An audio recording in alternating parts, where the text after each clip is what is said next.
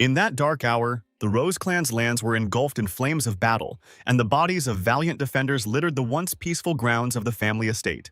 The last warrior among the living was the young heir of the family, who continued to fight the enemy to the last drop of his strength. The glorious Ragnar clan has been considered the great ducal family of the empire for centuries, with its holdings stretching across the harshest northern lands of the continent. Thanks to their extraordinary physical strength and endurance, the Ragnar clan has reliably defended the Great Northern Wall for 1,000 years. Ancient legends tell a fascinating story of how the clan's incredible abilities originated from the mighty dragons of antiquity. The heirs of the great Ragnar family were born with an amazing gift for magical arts, incredible strength of spirit, and talent for fencing. Among all the representatives of the renowned clan, only the main character did not inherit the family's abilities, which is why he was unable to withstand the sudden attack. The protagonist's opponent calmly pointed out his inability to achieve the desired level of mastery due to the lack of the innate gift of the Ragnar clan. The warrior who removed the bandage said that he felt deep sympathy for the unenviable fate of young Master Theo.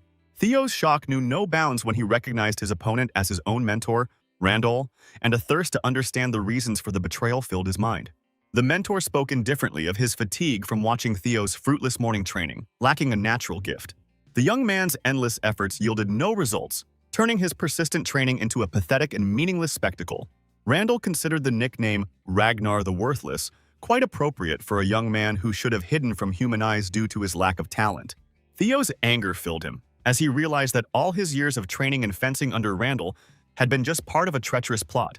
Instead of answering the question, the teacher struck again with his sword and placed all responsibility for what was happening on Theo himself. Randall lifted the fallen Theo's head so that he could see the ruined Rose Palace, and realized that his family's death was only due to his weakness. Theo's mother's lifeless body was thrown at his feet, and his attendants cruelly reminded him that her death was the result of his failure to protect his family. The tragedy of a clan built on strength and power was the emergence of the weakest heir in the entire history of the great Ragnar family. A final spark of rage flared in Theo's heart, causing him to gather his remaining strength and grab his sword for a decisive blow against the traitor. The sudden appearance of the mysterious stranger saved Randall's life when his sword managed to stop Theo's attack at the last moment of the battle. Randall apologized to his master for being too talkative, promising to quickly complete the business he had started with the defeated heir. Theo's fading consciousness was filled with bitterness from the realization of his complete defeat and inability to defend his home palace from the invaders. The dying. Theo's thoughts were filled with regret for his own weakness, since the presence of a family gift could have prevented the tragedy that had occurred. Fate took an unexpected turn when, instead of death, a mysterious message appeared before Theo's eyes about returning to the past. Reality changed instantly, and Theo found himself back on the training ground with his teacher Randall, who had decided to end the lesson. Theo's confused gaze wandered around the world, trying to understand what was happening, because he clearly remembered his recent death. Theo assumed he was seeing the last of his dying memories, disgusted that the first image he saw was that of the traitor Randall. The sudden appearance of the system window before Theo's eyes completely changed his perception of the events taking place. The system's first training task required Theo to deliver a direct punch to the face of his mentor, Randall. Theo found himself confused as he saw a strange sign that only he could see in his previous memories. A sudden thought struck Theo. Perhaps higher powers had granted him one last chance to take revenge on the traitor before his final departure from this world. Even if what was happening was a death wish, Theo swung his weapon resolutely, intending to teach his former mentor a harsh lesson. After successfully landing a blow to Randall's face, Theo was struck by the vivid sensations of what was happening, although he was surprised by the unexpected weakness of his own blow. An enraged Randall threw the student aside and sternly reminded him that the training was over, warning him against any further attempts at attack. Confused, Theo could find no explanation for the physical pain he was experiencing, as it did not fit in with his idea of a deathbed vision. Randall calmly attributed the student's strange behavior to the stress before the awakening ceremony, noting the lack of progress in training. The words about the awakening ceremony echoed in the hero's mind as the teacher expressed dissatisfaction with the student's unacceptable behavior. Randall emphasized an important rule of the Ragnar clan. A representative of a great family must use a noble sword in battle, and not simple fists. As he left the training grounds, Randall warned Theo of the upcoming punishment at the next lesson for misbehavior. The other students openly mocked the untalented Theo, who tried to blame the teacher for his own inability to master martial arts. The students were filled with doubts about Theo's belonging to the great Ragnar clan, because even for an illegitimate heir, he demonstrated an unacceptably low level of abilities. Observers noted Theo's maximum effort when delivering the blow, but even this concentration of all his abilities was not enough to harm his mentor. A sudden revelation came to Theo when he scooped up some sand and became aware of the full range of his tactile sensations, including a clear perception of the objects around him. Rising from the ground, Theo came to an unexpected realization. The reality surrounding him was not a deathbed vision, but was real. Memories of the awakening ceremony that had taken place 10 years earlier pointed to the incredible return of 17-year-old Theo to the past, contrary to all logic. A new system notification interrupted Theo's thoughts, congratulating him on successfully completing the training task and promising the awakening of the Ragnar's hereditary gift.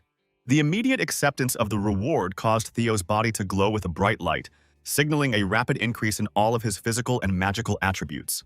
The intensity of the light emanating from Theo rapidly increased, covering not only the training ground, but also a significant area around the confused heir. Randall, meanwhile, had a frank conversation with Theo's mother, acknowledging the young man's unprecedented lack of talent and explaining his decision to become his mentor. Confident in his teaching abilities, Randall promised to provide Theo with sufficient preparation for the awakening ceremony within the next 5 months.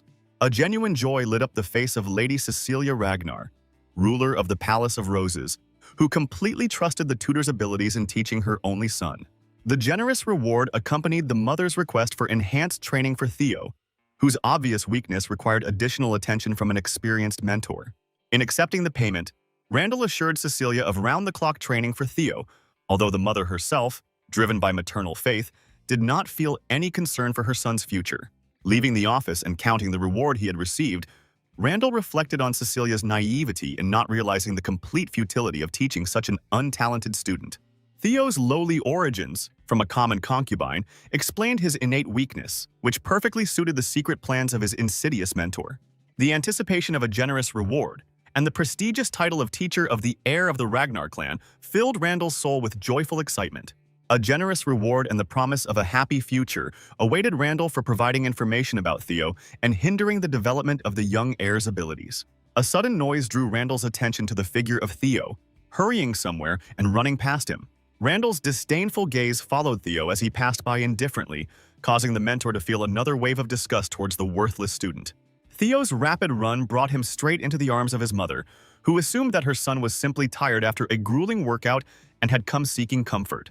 Unexpected sobs shook Theo's body as he clung to his mother, but the young man did not explain the reason for his tears, rejoicing at the opportunity to see his living parent again. A firm determination to change the tragic future was strengthened in Theo's mind as he analyzed the events of his past existence. Despite his current weakness and lack of achievements other than a noble name, Theo believed in the possibility of developing the power promised by the mysterious system. Growing confidence that he had acquired sufficient power to win the coming struggle for the throne filled Theo's heart with determination. The thirst for just retribution against the traitor for the atrocities he had committed strengthened the fighting spirit of the young heir of the Ragnar clan. A new system notification instructed Theo to push his physical training to its maximum level. Immediately taking up intense jogging on the training field, Theo felt the burning desire for revenge against Randall, giving him additional strength. The awareness of his current physical weakness forced Theo to focus on developing his own strength first before carrying out his plans for revenge. Past experience in the intelligence agency known as Black Snow suddenly acquired unexpected value for the implementation of new plans. Memories of the powerful potion Emperor's Blood Sword surfaced in Theo's mind as the key to significantly enhancing his physical capabilities. The true significance of the secret potion was to be revealed only in the future, according to the secret instructions of the ancient masters. Resuming his previously abandoned extreme training has taken on new meaning for the transformed heir of the Ragnar clan. The discovery of the Ragnar's long-awaited talent imbued Theo's training with deep meaning and purpose. Reaching 27% progress on the training task confirmed the truth of the system messages and inspired further achievements. The astonished students watched Theo's continuous run, amazed by the sudden appearance of unprecedented endurance in their formerly weakest comrade. The awakened talent of the Ragnar clan granted Theo incredible endurance, allowing him to overcome previously unattainable physical challenges. The newfound strength allowed Theo to perform sword exercises with previously unimaginable intensity and duration. The rapid increase in progress to 85% strengthened Theo's confidence in the possibility of achieving true power. The following days were entirely devoted to continuous training, which took place both during the day and at night. Theo's diligent training was closely monitored by the training ground manager, Evelina. Evelina closely watched Theo's continuous training, which had been going on for several days without rest, which completely contradicted his reputation among the other Ragnars. The boy's appearance and tenacity were completely at odds with the widespread belief that he was incapable of learning and had no talent for martial arts. Theo continued to train diligently with the sword, despite extreme fatigue and exhaustion, because the progress indicator already showed 97% of the required result. Last night, fatigue took hold of the training guy's body so much that he collapsed to the ground immediately after reaching the 90% mark. Unexpectedly for Theo, the progress rate began to gradually decline during his short rest, which forced the guy to immediately get up and continue training. A mysterious system window constantly motivated the young warrior to continue training without stopping until the task was fully completed. The last remaining percent of progress required additional effort from Theo, but the determined guy was determined to see the job through to the end. The system window finally congratulated Theo on successfully completing the task, after which the exhausted guy was able to stop the grueling training. The young warrior's body was so exhausted by long training that he lost consciousness right on the training ground without having time to see the improvements he had received. Gathering his last strength, Theo pressed the reward acceptance button in the system window that appeared with a trembling hand before finally falling into unconsciousness. Evelina witnessed an amazing phenomenon. Theo's body began to emit a bright glow, and a powerful vortex of energy formed around him. Waking up the next morning in an unfamiliar room, Theo looked around warily, trying to figure out where he was and how he got there. Evelina came in to greet Theo, who had woken up, and told him that after losing consciousness, she had carried him to the restroom of the 4th training ground. Recognizing the woman who entered, Theo immediately greeted the training ground manager with due respect and gratitude for the assistance provided. Lighting a cigarette, Evelina calmly explained to the guy that she had found him unconscious during her morning rounds and decided to take care of him. Before leaving, a grateful Theo received a glass of cool water from caring Evelina, which helped him regain his strength after a grueling workout. Evelina decided to ask Theo directly about opening the mana halls before the official awakening ceremony, which was strictly prohibited by the rules of the Ragnar clan. Well aware of the prohibition and the severity of the punishment for breaking it, Theo thought hard about the manager's unexpected question. Evelina explained her interest by saying that immediately before losing consciousness, Theo's body emitted a characteristic wave of mana that occurs when the chambers are opened. Evelina's stern gaze demanded an honest answer from Theo about the possible violation of the clan's important prohibition on the premature opening of the mana chambers. Theo sincerely considered the woman's assumptions absurd, since the premature opening of the mana chamber would inevitably lead to his death. Suddenly, Theo remembered the reward he had received the day before: the awakening of the dragon's heart and the additional bonus of magical power accumulated over 10 years. A special mana chamber called the Dragon's Heart was intended to be placed directly within the dragon's heart of the owner of this unique ability. Placing the mana hall in the dragon's heart greatly increased the efficiency of magical energy use compared to its normal placement. Ordinary people were forced to place mana chambers in the lower abdomen, since the human heart could not withstand the powerful magical energy. Every warrior from the Ragnar clan dreamed of obtaining a dragon's heart, as it gave the opportunity to quickly gain incredible magical power. Theo realized the incredible value of the rewards he received for completing strange tasks, as he managed to overcome the limitations of the human body. Evelina's worried expression clearly showed that the rewards he had received had put Theo in an extremely difficult and dangerous position. Evelina earned respect as the former commander of the elite dragon riders, but after losing her arm, she became the manager of the training grounds. Evelina's fighting skills and strength commanded respect even from the mighty demonic dragon, demonstrating the woman's exceptional skill.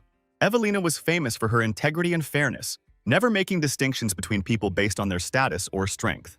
Evelina's unwavering commitment to the principles of justice led to her being refused the appointment of her as the young Theo's personal tutor. Theo knew that the discovery of the mana chamber in his dragon heart would inevitably lead to immediate execution, despite his clan affiliation. Theo seriously asked Evelina about her willingness to take responsibility for an accusation based on only a fleeting sensation of magical energy. Theo's direct question about the consequences of unfounded accusations made Evelina question her confidence in the correctness of her suspicions. Theo decided to use Evelina's well-known fairness and integrity as a way to defend himself against possible unfounded accusations. Theo reminded Evelina of his affiliation with the Ragnar family and the possible consequences of false accusations of violating the clan's sacred traditions. Theo pointed out the severity of the punishment for unjustly insulting a member of the Ragnar clan, which made Evelina doubt the sufficiency of her evidence. Evelina had never seen such determination in Theo's behavior before, but she remained confident in her senses of the wave of mana emanating from him. Evelina apologized to Theo for her suspicions, but decided to test her assumptions, since the clan rules were the same for all its members. Despite all her efforts, Evelina was unable to detect any signs of a mana palace in the boy's body, which contradicted her previous feelings. Confident in his safety, Theo calmly asked if Evelina was ready to admit that her suspicions of committing a serious crime were wrong. Realizing she was wrong, Evelina knelt before Theo and asked for immediate execution for falsely accusing a representative of the Ragnar clan.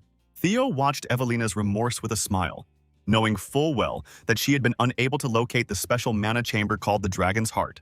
The uniqueness of the Dragon's Heart allowed Theo to completely control the manifestation of magical energy and hide its presence from outsiders. Theo was aware of his safety, since the possibility of a dragon's heart existing in a human would only become known in a few years. Theo generously forgave Evelina, explaining his decision by his understanding of her desire to conscientiously fulfill her duties as manager.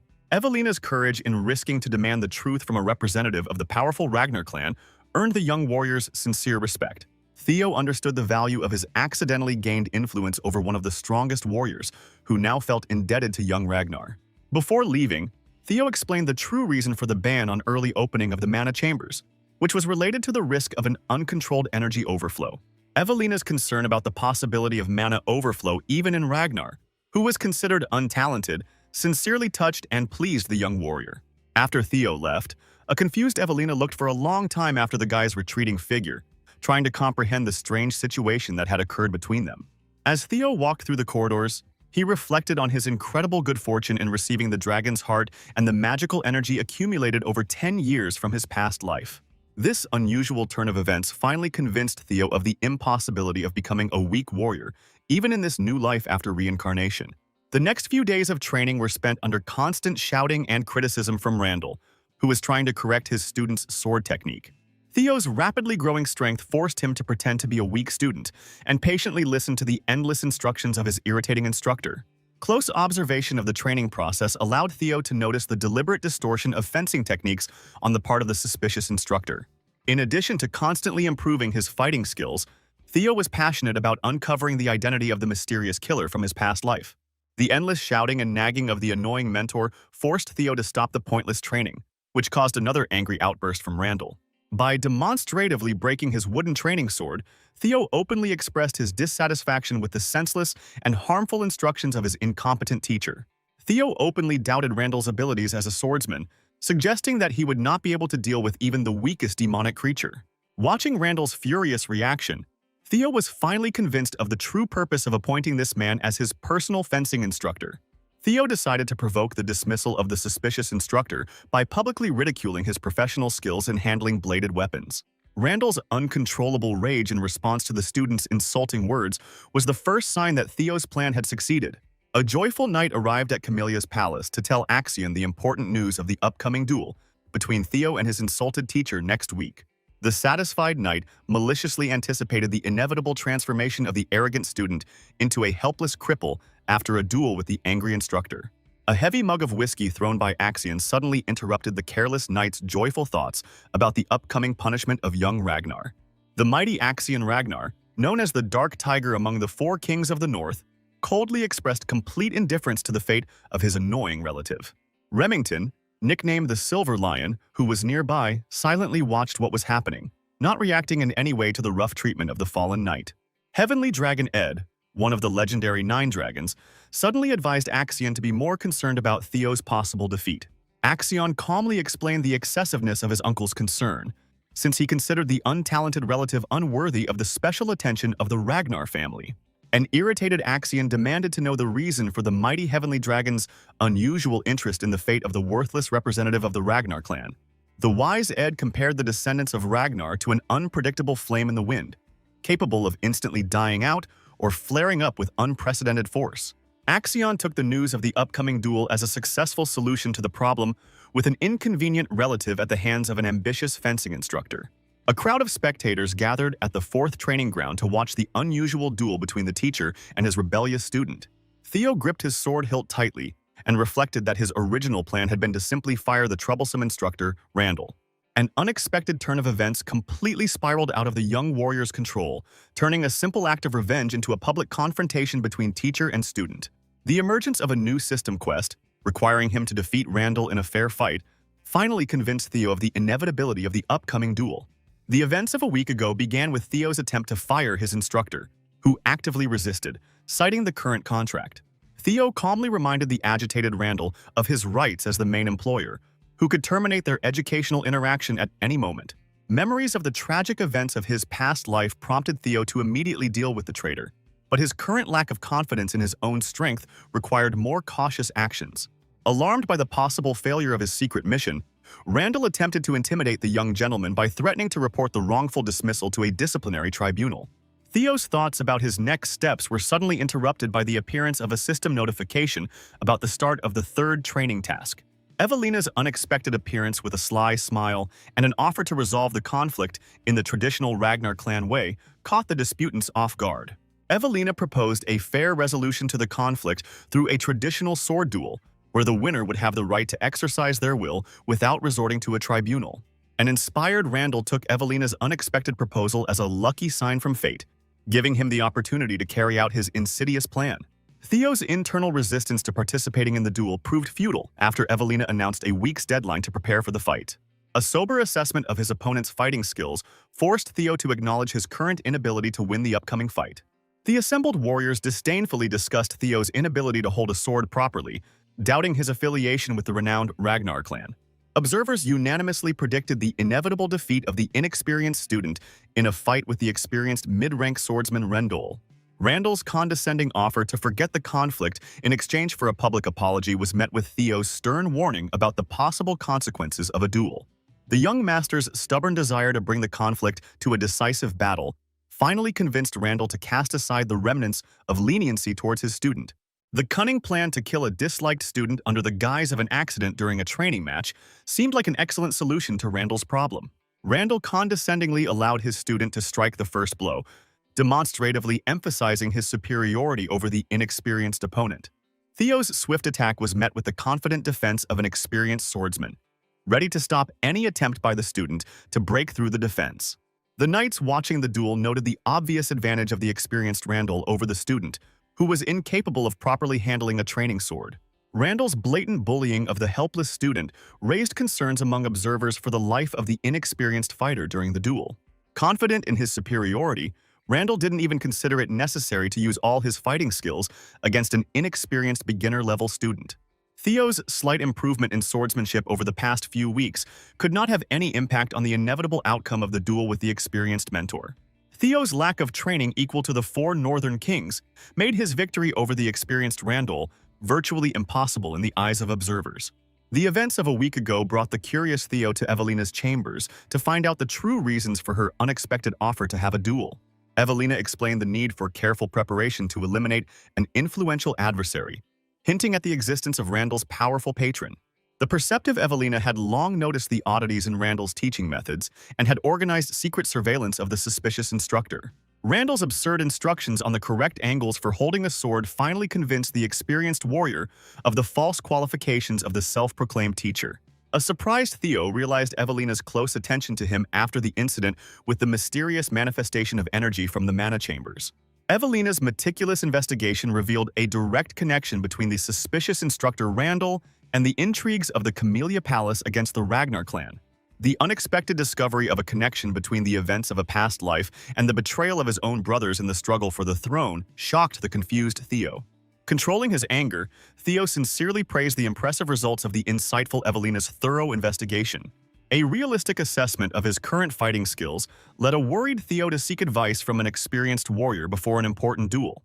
Evelina's confident smile accompanied her words about Theo underestimating his own potential in the upcoming fight with the self-proclaimed teacher. Randall's furious attacks were accompanied by arrogant demands for an immediate apology from the rebellious student in exchange for possible forgiveness. The sudden ease with which the alert Theo parried the powerful blow of the experienced swordsman made Randall wary during the duel.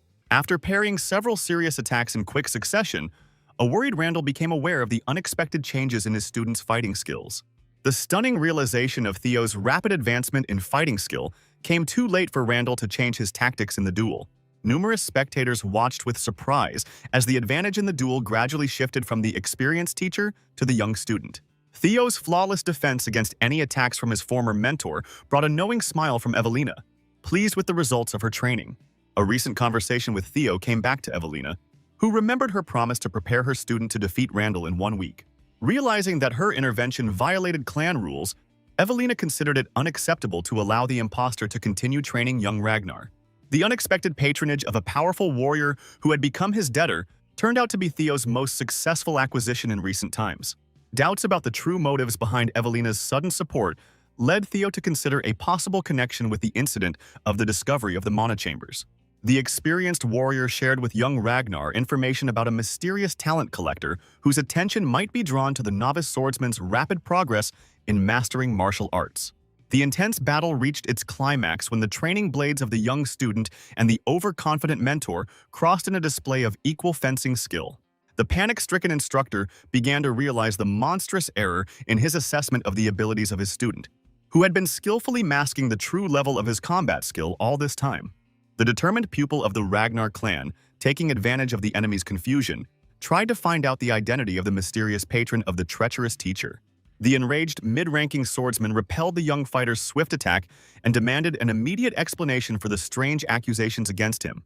By skillfully dodging the enemy's furious attacks, the insightful student uncovered the true reason for the deliberately incorrect teaching, which was not related to the mentor's personal hostility.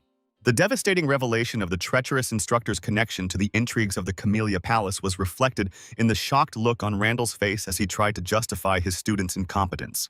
Having lost interest in continuing the duel, the heir of the great clan pointed the tip of his training sword at the traitorous hand of his former mentor, anticipating well-deserved retribution.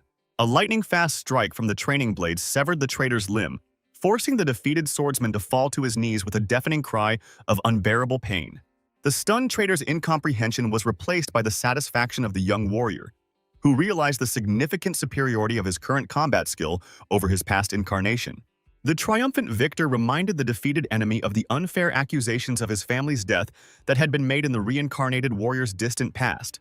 The blade raised for the fatal blow was accompanied by a stern reminder of the fatal mistake of the overconfident mentor, who underestimated the true strength of his opponent. The merciless verdict sounded like a final affirmation of the sacred right of the strong, which lies at the heart of the ancient traditions of the renowned clan of Dragon Slayer warriors. Desperate pleas for mercy were cut short along with the traitor's head, and a mysterious system notification congratulated the winner on successfully completing the third test. The inspired triumphant, without wasting precious time, immediately activated the receipt of an additional reward for exceeding the initial requirements of the difficult task. Shocked spectators witnessed the incredible transformation of a supposedly untalented student who managed to surpass and destroy an experienced mid-level fencing master. A sneer of contempt crossed the bloodied face of the reborn warrior, remembering the years of humiliation at the hands of a pathetic swordsman in his past life. Wiping the bloody spatter from his face, the triumphant winner swore an oath of coming change, receiving as a reward the ability of observation and a year's supply of magical energy. The joy of gaining additional magical potential was mixed with the young warrior's curiosity about the mysterious ability of observation. Absorbed in thoughts about the awards he had received, the fighter did not notice the sudden appearance of a powerful figure behind him and the ominous crack of the earth being destroyed. The thunderous voice of the legendary commander of the elite squad, the mighty demon dragon Julius Ragnar, made those present on the training ground shudder.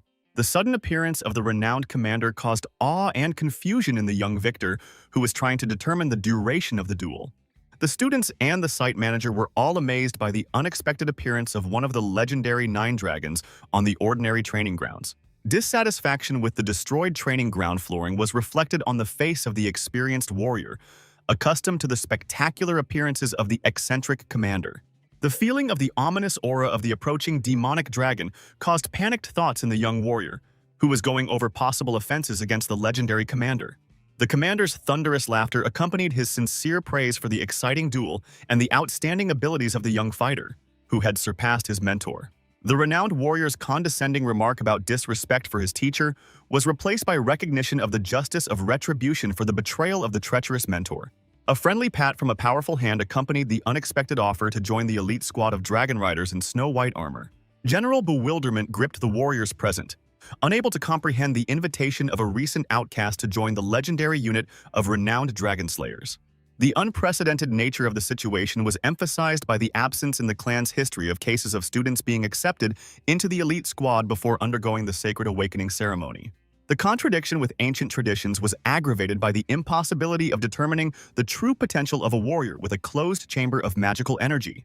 Outstanding fencing skills did not guarantee sufficient magical potential, which called into question the experienced commander's decision to invite a new recruit. The renowned military leader's ability to discern incredible potential in a young warrior worthy of immediate enlistment in an elite unit aroused widespread curiosity. The recent outcast's stunning refusal of a prestigious appointment to a legendary squad has caused a new wave of shock among those witnessing the incredible events. The rapid spread of rumors about the destruction of his own mentor by a former outcast shook the measured life of the noble knights of the clan. Confusion about the true strength of the deceased instructor spread among the warriors, who continued to doubt the abilities of the young victor. The stunning contrast between the humble refusal of an honorary appointment and the personal invitation of the legendary demon dragon aroused universal admiration. This rare display of noble restraint by the clan's direct heir was applauded by the elder warriors who valued the ancient virtues of the great family. Alarming news of the secret agent's death reached the beautiful Lady Aimila at the Camellia Palace, where a mysterious interlocutor tried to calm the worried aristocrat.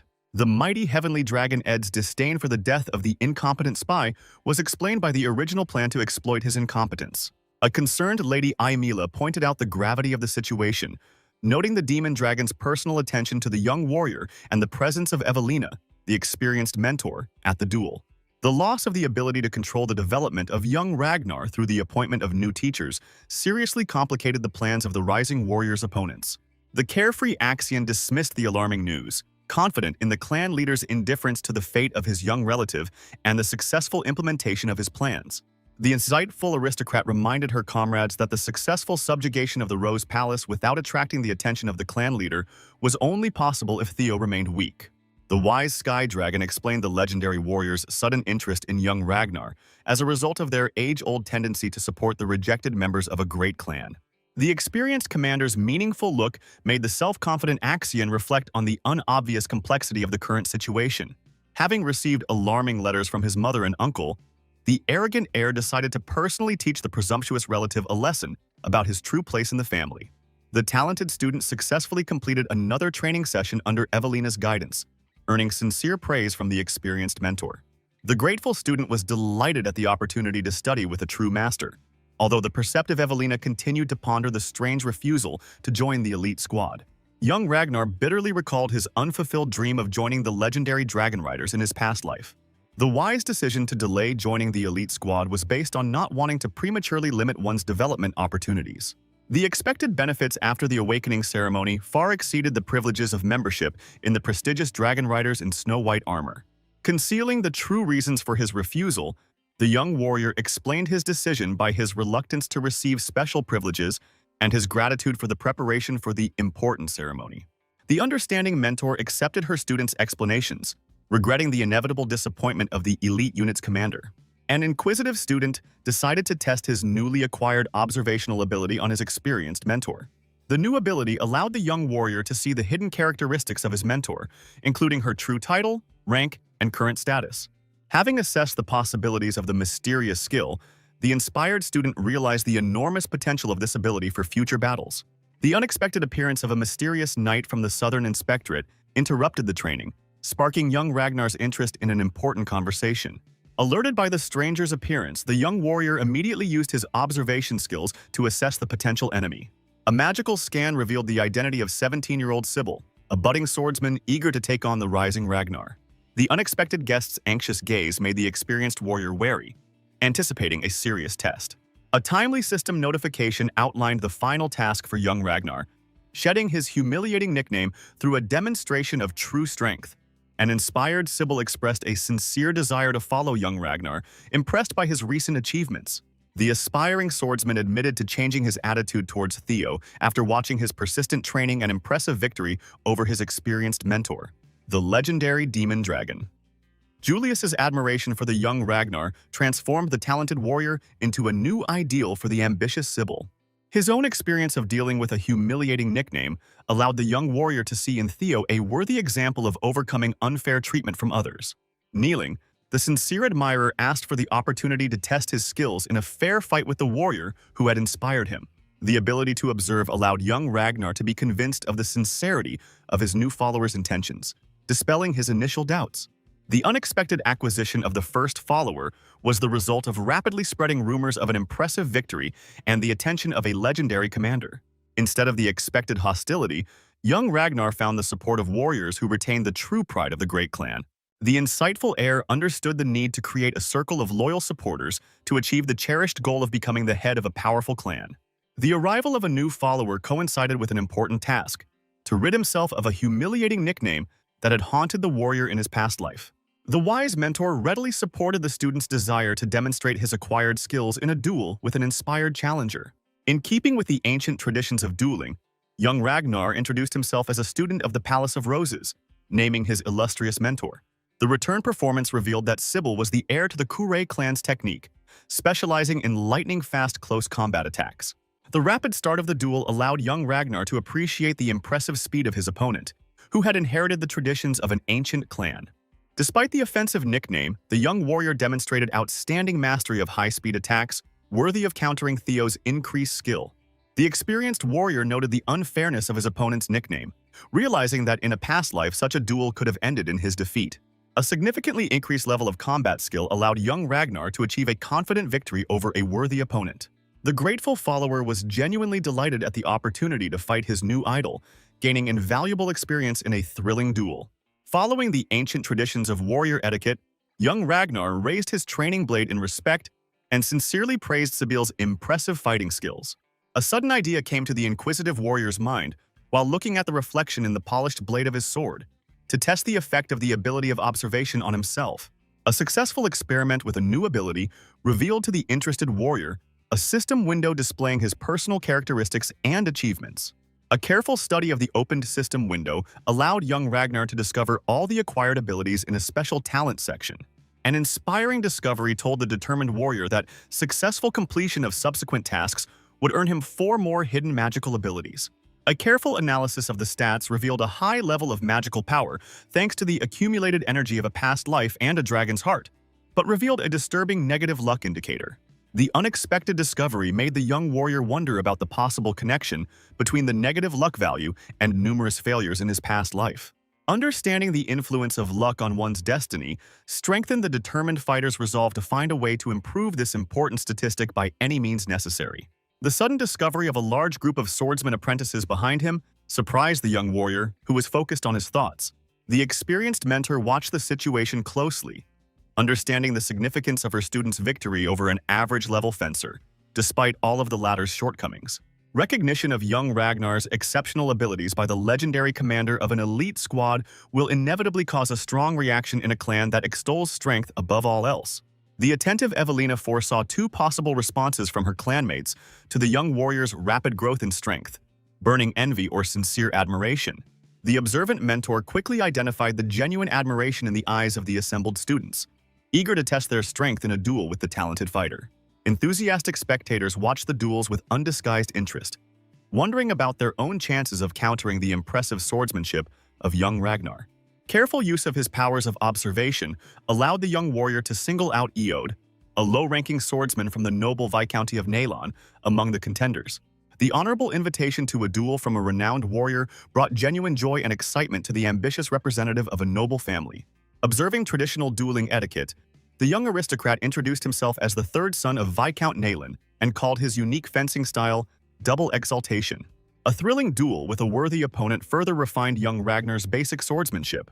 A timely repulse of a dangerous enemy attack at a critical moment in the fight brought the talented warrior yet another boost in his fencing skills.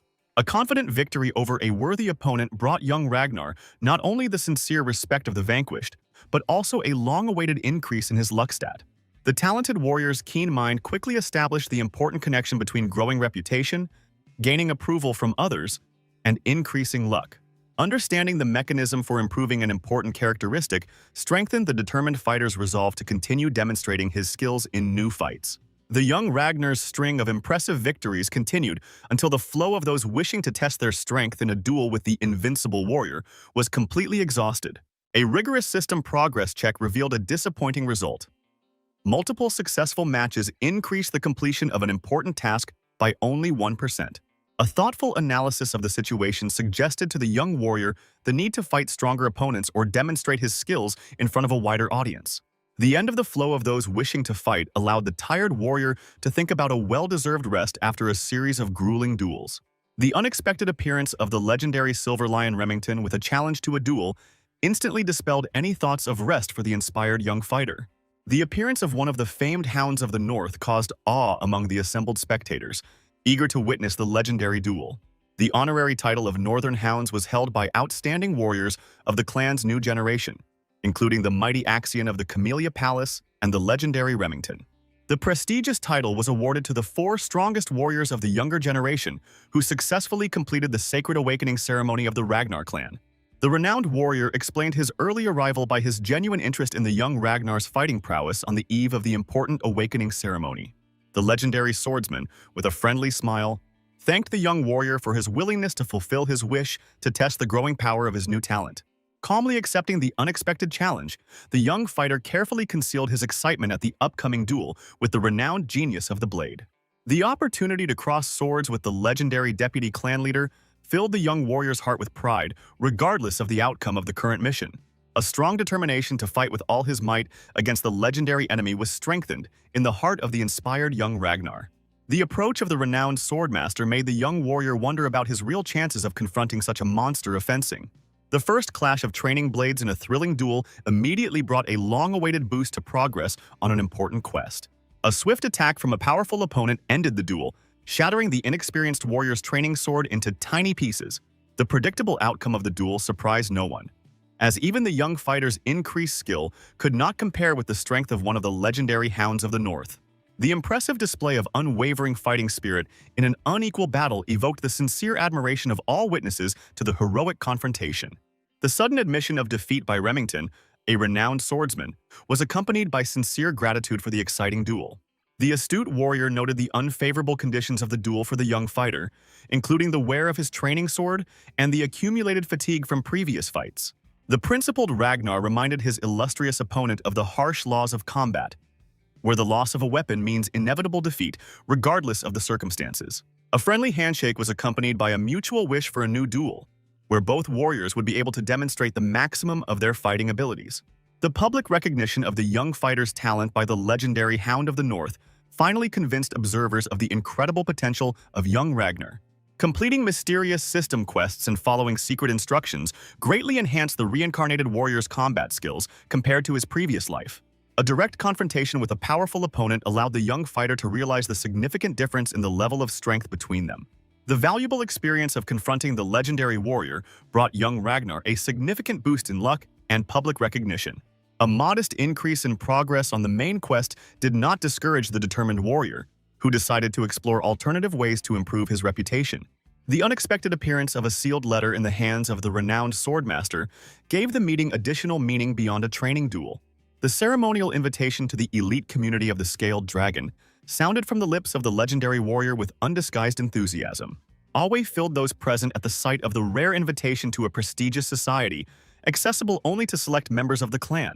The incredible event, a personal invitation from the renowned Remington, left the assembled warriors holding their breath in anticipation of young Ragnar's response. The humble acknowledgement of the honor bestowed was accompanied by the young warrior's modest doubts about his own fitness for the high standards of the illustrious community. Alarmed by the talented newcomer's doubts, the legendary warrior hastened to assure him of his undoubted worthiness to join the elite circle. The reassuring explanation presented the community as an informal association of talented peers awaiting an important awakening ceremony. The reborn warrior's keen gaze tried to unravel the true motives behind the unexpected invitation from the representative of a powerful group. Understanding the nature of the elite community centered around the arrogant Axion presented young Ragnar with the perfect opportunity to carry out the task. The strategic decision to accept the invitation was based on the opportunity to study the enemy and increase reputation, which immediately reflected in the progress of the mission. Remington's genuine joy at the positive response was expressed in a friendly offer to help the new member of the prestigious community. Information about the upcoming meeting in a week caused a cautious reaction from the experienced mentor, who sensed possible complications. The young warrior's triumphant return to the Palace of Roses was interrupted by the sudden appearance of his excited mother with rapturous praise. An important message froze on young Ragnar's lips at the sight of the extraordinary number of servants filling the spacious halls of the family estate.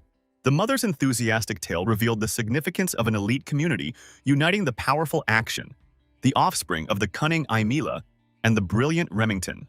The High Council's close attention to members of prestigious society extended to the smallest details of the appearance and behavior of young aristocrats. The mother's confidence in her son's impeccable knowledge of etiquette was combined with concern about his appearance meeting the high standards of elite society.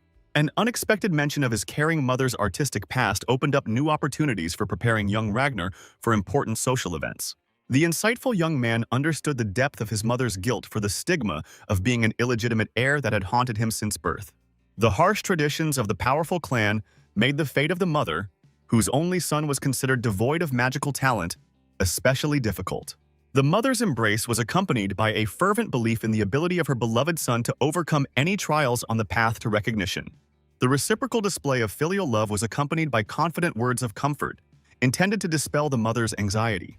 Behind the outward facade of joy at his son's entry into elite society, he hid his secret plans to destroy the powerful community from within. The ceremonial moment of the official banquet of the elite community arrived after 2 weeks of careful preparation for the young warrior. An elegant carriage with Remington waiting inside arrived to pick up the new member of the community, in full accordance with the highest etiquette. The magnificent appearance of the young aristocrat, dressed in luxurious clothes, made an indelible impression on the arriving escort. The striking change in the appearance of young Ragnar made the astonished Remington doubt the reality of what was happening. A cheerful laugh masked the young warrior's pride at the results of intensive training, which had noticeably improved his physical condition over the past weeks. Regular visits from the renowned swordmaster filled young Ragnar's training days with invaluable combat experience and wise instructions. Daily training under the guidance of the young master gathered a growing number of devoted followers eager to learn from his unique experience.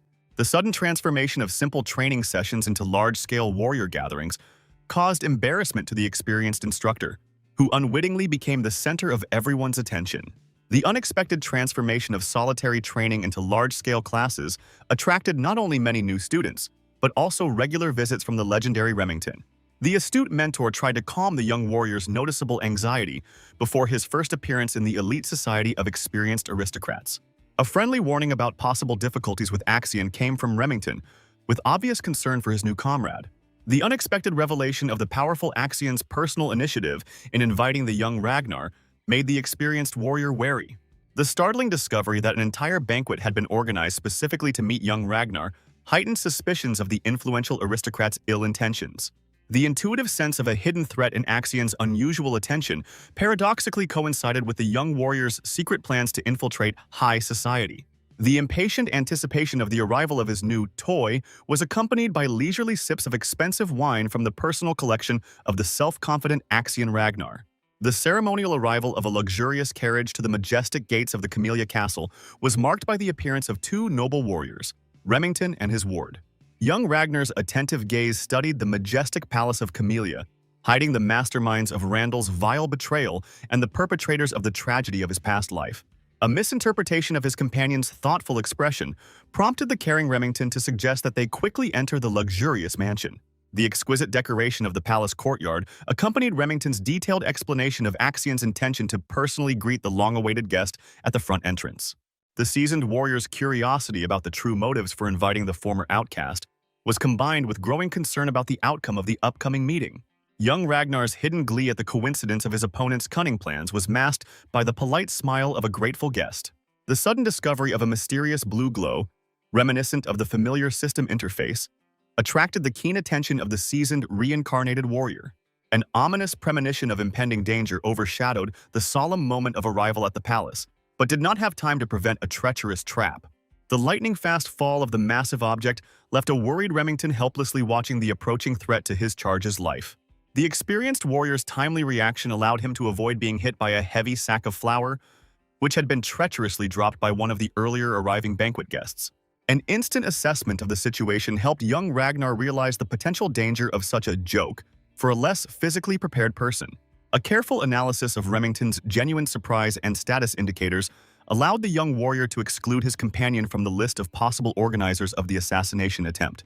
A mysterious ability of observation helped to discover the true culprits of the incident, whose disrespectful attitude was manifested in such a dangerous greeting. The righteous indignation of the noble Remington gave rise to undisguised contempt for the organizers of this dangerous prank, who considered such behavior an acceptable manifestation of hospitality.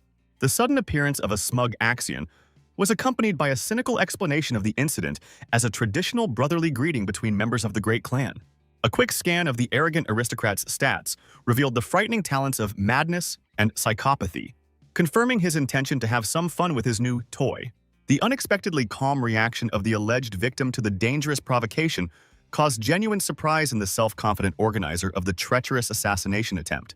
The refined politeness of the return of gratitude for the unusual greeting masked the young warrior's growing contempt for the arrogant brother. The artful display of friendly acceptance of a dangerous joke was accompanied by an expression of genuine enthusiasm for the upcoming festive banquet. The unexpectedly calm acceptance of the provocation brought a devilish smile from Axion, pleased with the unpredictable behavior of his new, funny toy.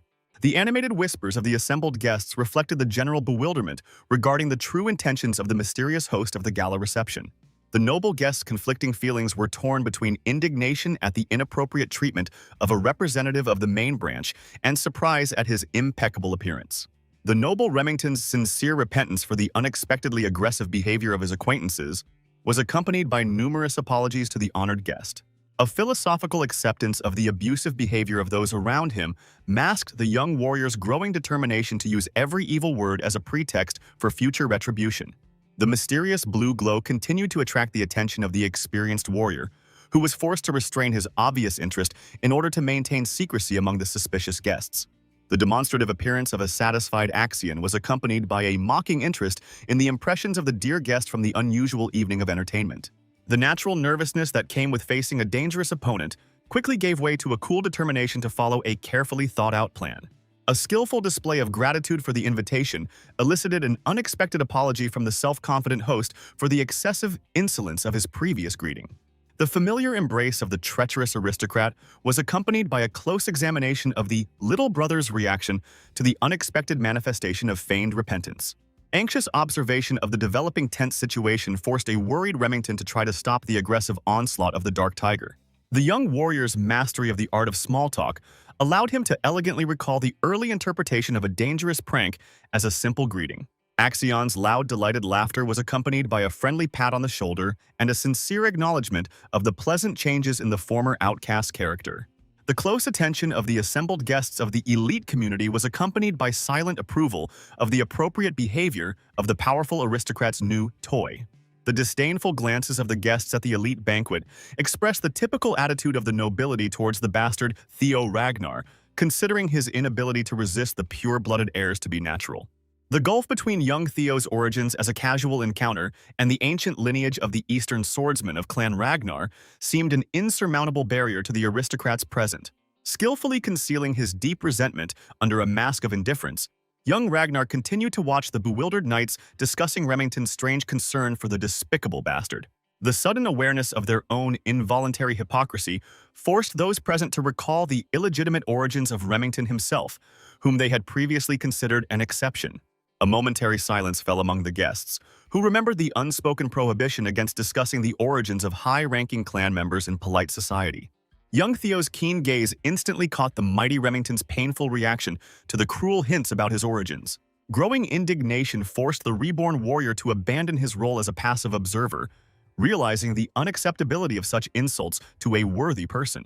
Addressing the haughty Axion with defiance, young Ragnar gracefully disguised his intention to take revenge as a polite wish to greet his new acquaintances. Theo's deliberate approach to the main instigator of the insults directed at Remington with an expensive bottle of wine aroused the wary interest of the surrounding guests.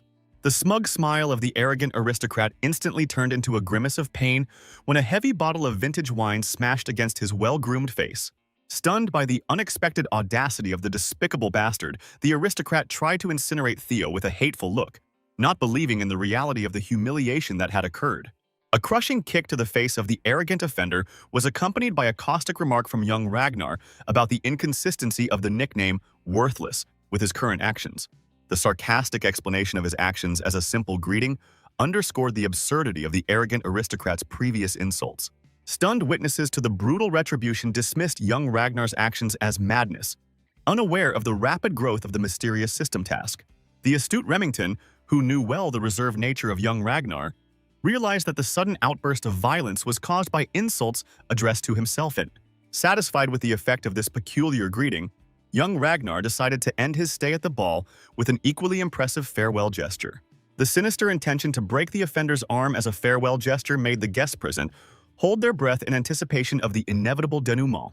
The desperate cries of the fallen aristocrat were accompanied by the crunch of breaking bones, and a mysterious system marked the completion of 60% of the important task. A leisurely survey of the hushed crowd was accompanied by a polite question from young Ragnar about those wishing to continue the ceremony of mutual greetings in the established format. The unexpected encirclement of enraged knights with naked blades at the throat of the impudent Theo was accompanied by menacing demands for the death penalty for attacking a noble lord. Young Ragnar's demonstrative indifference to the threats helped to reveal the victim's identity. He turned out to be the third heir of the powerful Hanavi clan, named John. A sudden revelation revealed to Theo the true reason for his invitation to the elite Dragonscale community, filled with hidden enemies of his kind. The disturbing realization that the crippled aristocrat belonged to one of the 6 snow clans that supported the power of the Ragnars complicated the situation. The reborn warrior's determined gaze assessed the hostile knights, unable to come to terms with the sudden rise of the previously despised bastard. A bold challenge was expressed in young Ragnar's question about the legitimacy of death threats against the heir of a great clan by the servants of a vassal house. The threatening tone of the legitimate heir was accompanied by a demand to be prepared to answer for the disrespect shown to a representative of the ruling dynasty.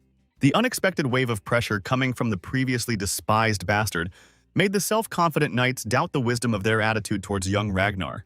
The belated realization of Theo's equal right to inherit the throne, despite his origins, forced the hostile warriors to reconsider their position.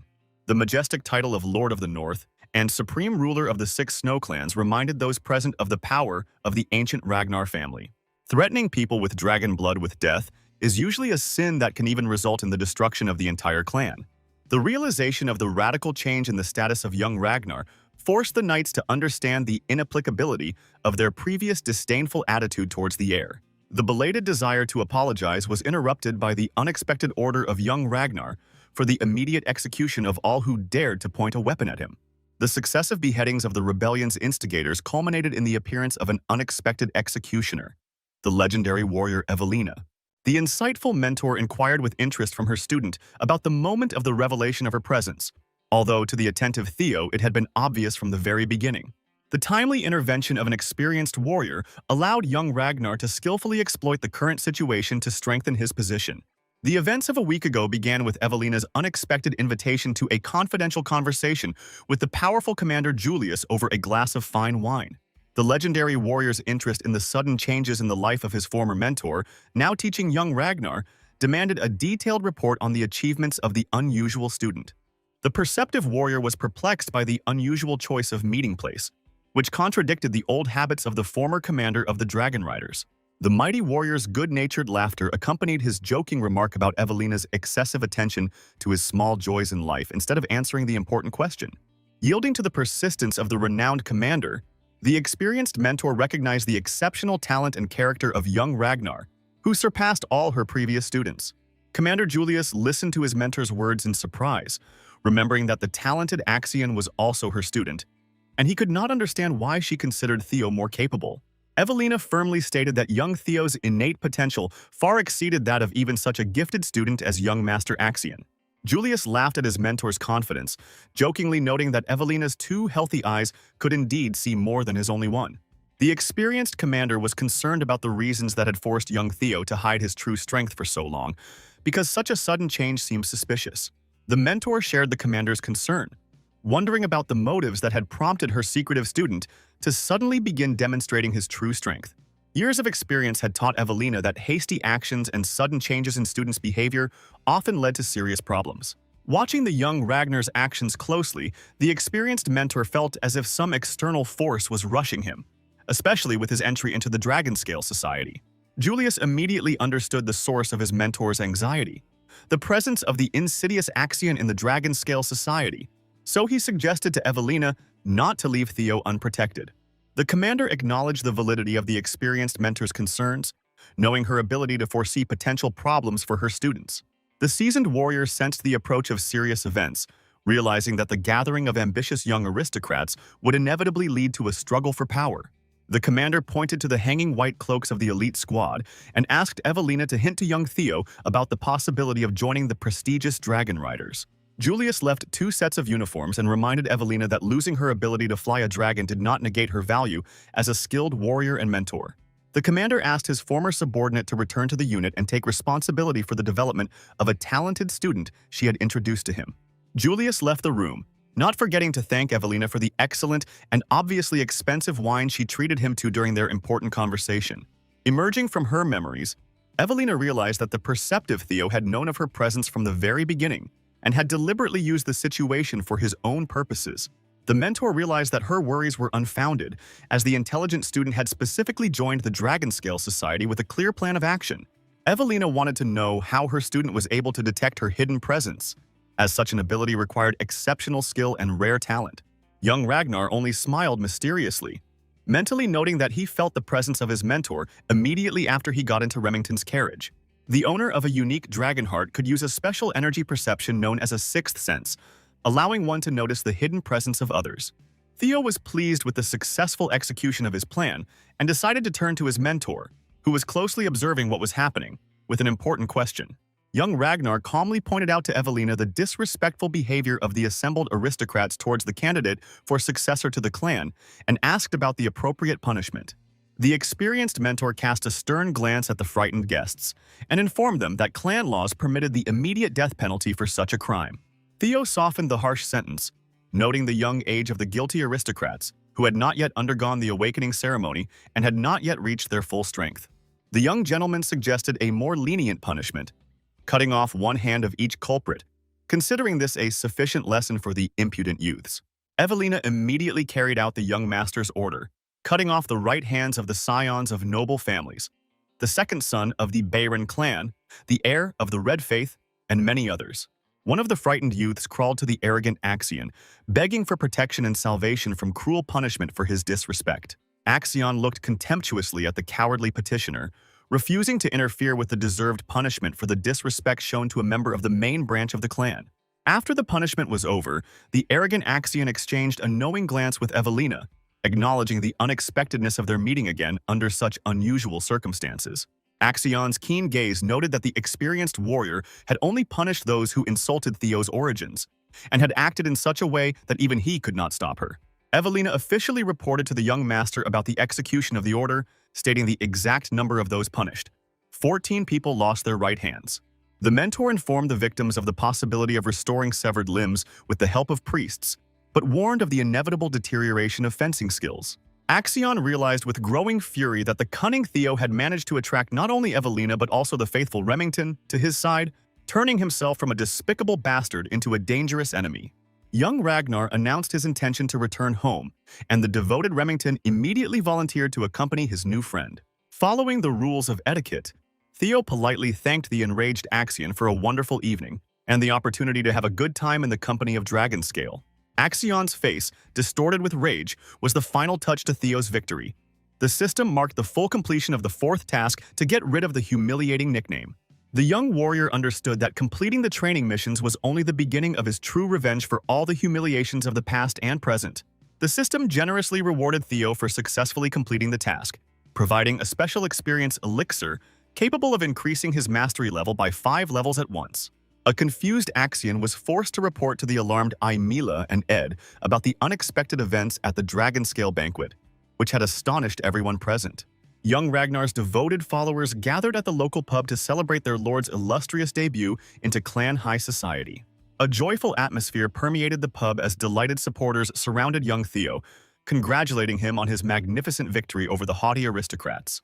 Ed and Aimila could not understand the reason for the sudden change in the character of young Theo, who in a short time turned from the worthless Ragnar into a dangerous opponent. An enraged Aimila slapped her son across the face, outraged by his rash decision to not only invite a despicable bastard, but also allow him to maim loyal people.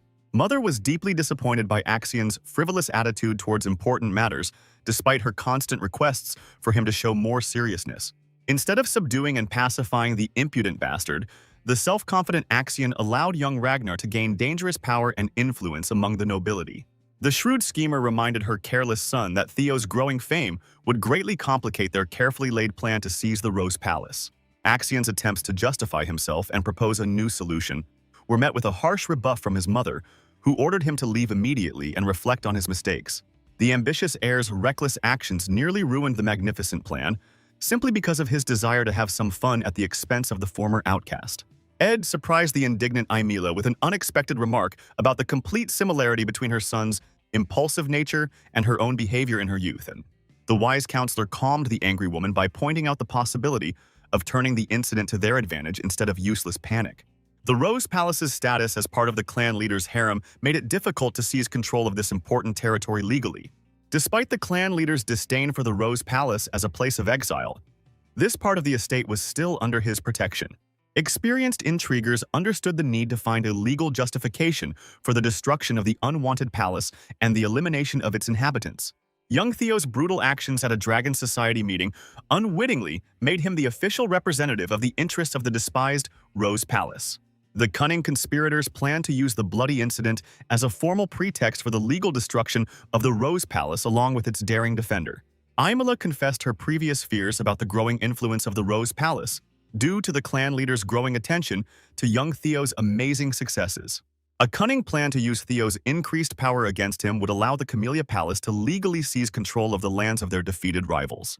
Delighted with the brilliant plan, Aimila eagerly asked Ed about the time needed for thorough preparation of the upcoming operation against the Rose Palace. The prudent Ed had already prepared everything necessary, promising his accomplice good news the next morning after a quiet rest. A caring advisor offered Aimila a relaxing bath with rare candles from the distant volcanic region of southern Arkan. The heartfelt hug expressed Aimila's deep gratitude to her older brother, who always carried out her most difficult tasks flawlessly. A touched Remington could not believe the sincere concern of young Theo, who risked his position to protect his honor from insults. Young Ragnar's noble behavior at the meeting made a strong impression on Remington. Theo steadfastly endured the ridicule directed at him. Theo's sudden outburst of righteous anger in defense of the insulted Remington caught the experienced warrior off guard, depriving him of the opportunity to respond to his offenders on his own. Careful observation of the young gentleman's behavior made the experienced Remington increasingly surprised by his hidden qualities. Young Ragnar showed incredible resilience, enduring years of contempt for his illegitimate origins and managing to grow into a strong individual. The bravery of the young warrior, who dared to challenge the mighty Camellia Palace, aroused sincere admiration in the seasoned Remington. Remington's deep emotion and gratitude for the unexpected protection were reflected not only in the tears in his eyes, but also in his systemic status. The attentive Theo noticed Remington's obvious misunderstanding of the situation, but was in no hurry to dissuade him. A sudden insight reminded Remington of his clan's mandate to strengthen ties with Axion, but he had already made a different decision. The determined warrior stood up and loudly declared his intention to become a loyal follower of young Master Theo against the will of his clan. Enthusiastic followers welcomed the mighty warrior's decision to join their ranks, delighted by the mutual recognition of strength. Theo's attempt to explain the situation was interrupted by a sudden telepathic message from Evelina, who was closely observing the events. The wise mentor reassured the student, noting the natural desire of those around him to get closer to the rising star of the clan, regardless of the reasons. Young Ragnar's modest smile expressed his understanding that his success depended largely on mysterious systemic clues. A new system message made Theo wonder about the nature of the strange signs, which he had previously perceived completely differently. A close examination of the detailed system messages gave the young warrior a strange feeling, as if he had seen something like this before. The end of the tense incident in the Dragon Society brought Theo a long-awaited level up in the mysterious system. The ability to distribute attribute points after leveling up allowed the young warrior to enhance the desired parameters. Reflections on the future led Theo to understand the need to carefully prepare for the upcoming confrontation with the Camellia Palace. Young Ragnar decided to seek help from the loyal Remington, using his experience in preparation for an important battle. The young hero handed Remington an important document and shared his thoughts on the impending conflict with Axion, which would soon reach its peak. The document contained a request for support in upcoming events that could change the fate of the entire kingdom and affect every one of its inhabitants. The hero counted on Remington's future influence as the head of the Narzo clan, whose growing strength could counter the might of the Ragnars at the decisive moment. The hero's hopes were fully realized when Remington gave a firm promise to support him in all future endeavors and follow him without hesitation. The unexpected appearance of armed law enforcement officers at the door of the pub interrupted this important conversation and disturbed the calm atmosphere of the establishment. The guards presented an official document with charges against Theo, demanding his immediate arrest for serious crimes against the authorities.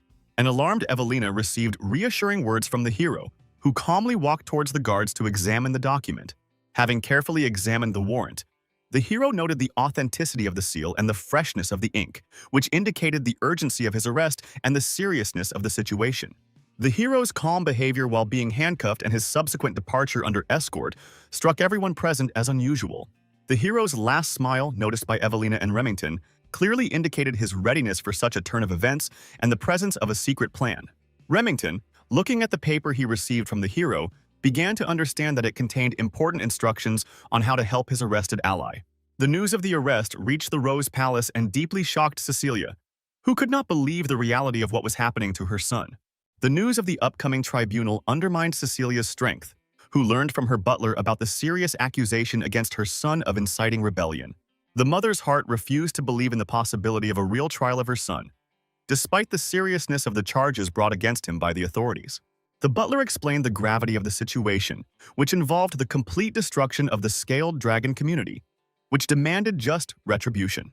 Cecilia considered the unexpected consequences of inviting her son into the community, but continued to believe in his strength and ability to overcome difficulties.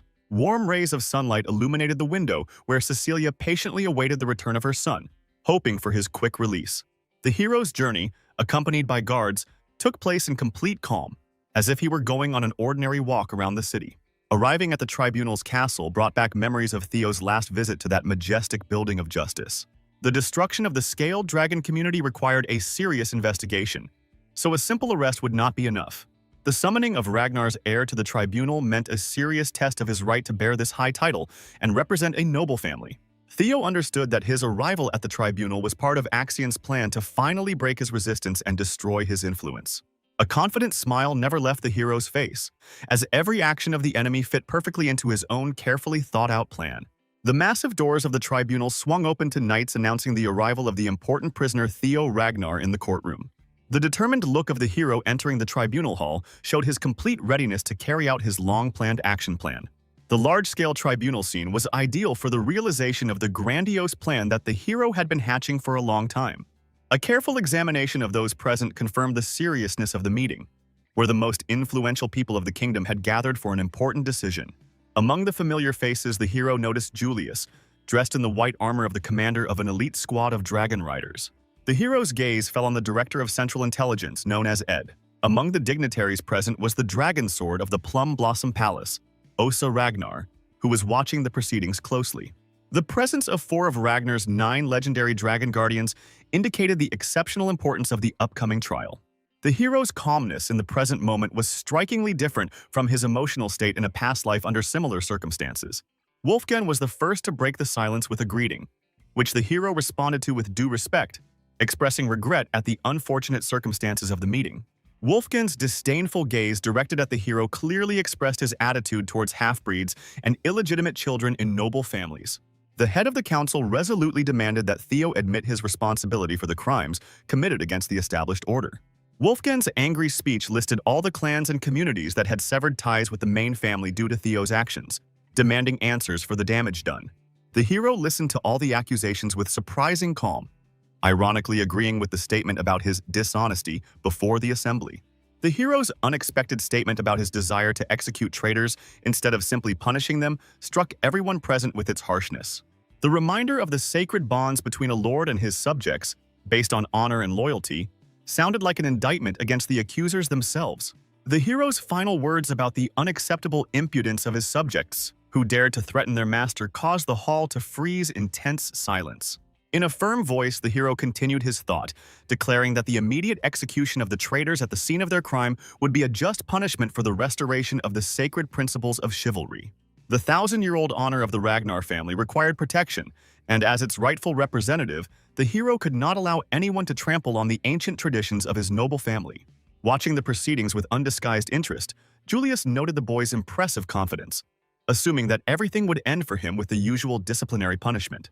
The council leader's angry reaction to Theo's words was interrupted by the unexpected support of Osa Ragnar, who acknowledged the theoretical correctness of the young man's arguments. The wise dragon warrior emphasized an important truth. The true greatness of Clan Ragnar lay not only in its military might and wealth. Developing her thought, Osa Ragnar explained the need to listen to the voices of vassals and knights, emphasizing that it is impossible to maintain power over the world through tyranny alone. The presence of the clan head's first wife, a renowned swordswoman of the north, caused the hero internal uneasiness, although her benevolent gaze somewhat calmed his worries.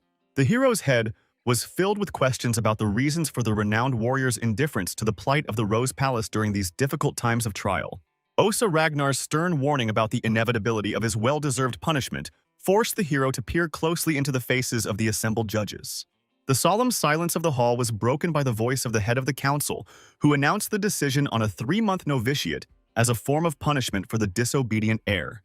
In a calm tone, the hero reminded the High Assembly of the approaching awakening ceremony, which only required 2 months of important preparation. Wasp Ragnar's intervention softened Wolfgang's anger when she explained the council's decision to postpone the hero's participation in the awakening ceremony until the next calendar year. An additional decision of the council was to include 15 affected children in the list of participants in the upcoming awakening ceremony of the next significant year. The attentive Ed noted the unexpectedly lenient punishment thanks to the intercession of the demonic dragon, realizing that postponing the ceremony would create an excuse for the submission of the Rose Palace. Reflecting on the situation, Ed was confident in the boy's prudence, believing that he would not risk appealing the tribunal's decision under the threat of fatal consequences of such a choice. An unexpected turn of events shattered all of Ed's calculations when the hero immediately filed a formal motion to appeal the tribunal's decision. The hero's sudden decision caused immediate wariness among the dragons present, which served as a source of hidden amusement for the observant Ed. The young man's self-confidence seemed to Ed to be an act of incredible stupidity, going beyond all reasonable limits of common sense and caution. An agitated Julius approached the hero with an important question about his understanding of all the possible consequences of the appeal filed against the tribunal's decision. The hero's clear understanding of the fact that such a decision usually entails a much more severe punishment than simple obedience surprised those present. Julius' concern for the young man's fate manifested itself in his attempt to warn the hero against a rash decision that could destroy his future. The hero's calm response about his readiness for war as a consequence of the objection in the proud Ragnar clan showed his full understanding and acceptance of all possible consequences. A confident smile never left the hero's face as he reminded those present that history is always written by the victors, expressing impatience in anticipation of the coming events. A sudden system notification alerted the hero to the start of a new scenario that would reveal many secrets and mysteries of this mysterious world. The heir's difficult test became the first plot task that the hero had to overcome on the way to achieving his main goal. At that very moment, a fierce battle was unfolding in the secret northern branch of the Trade Guild, involving Evelina and Remington against unknown opponents. The successful conclusion of the battle allowed Remington to discover the carefully hidden documents in the very place that the insightful Mr. Theo had indicated in advance.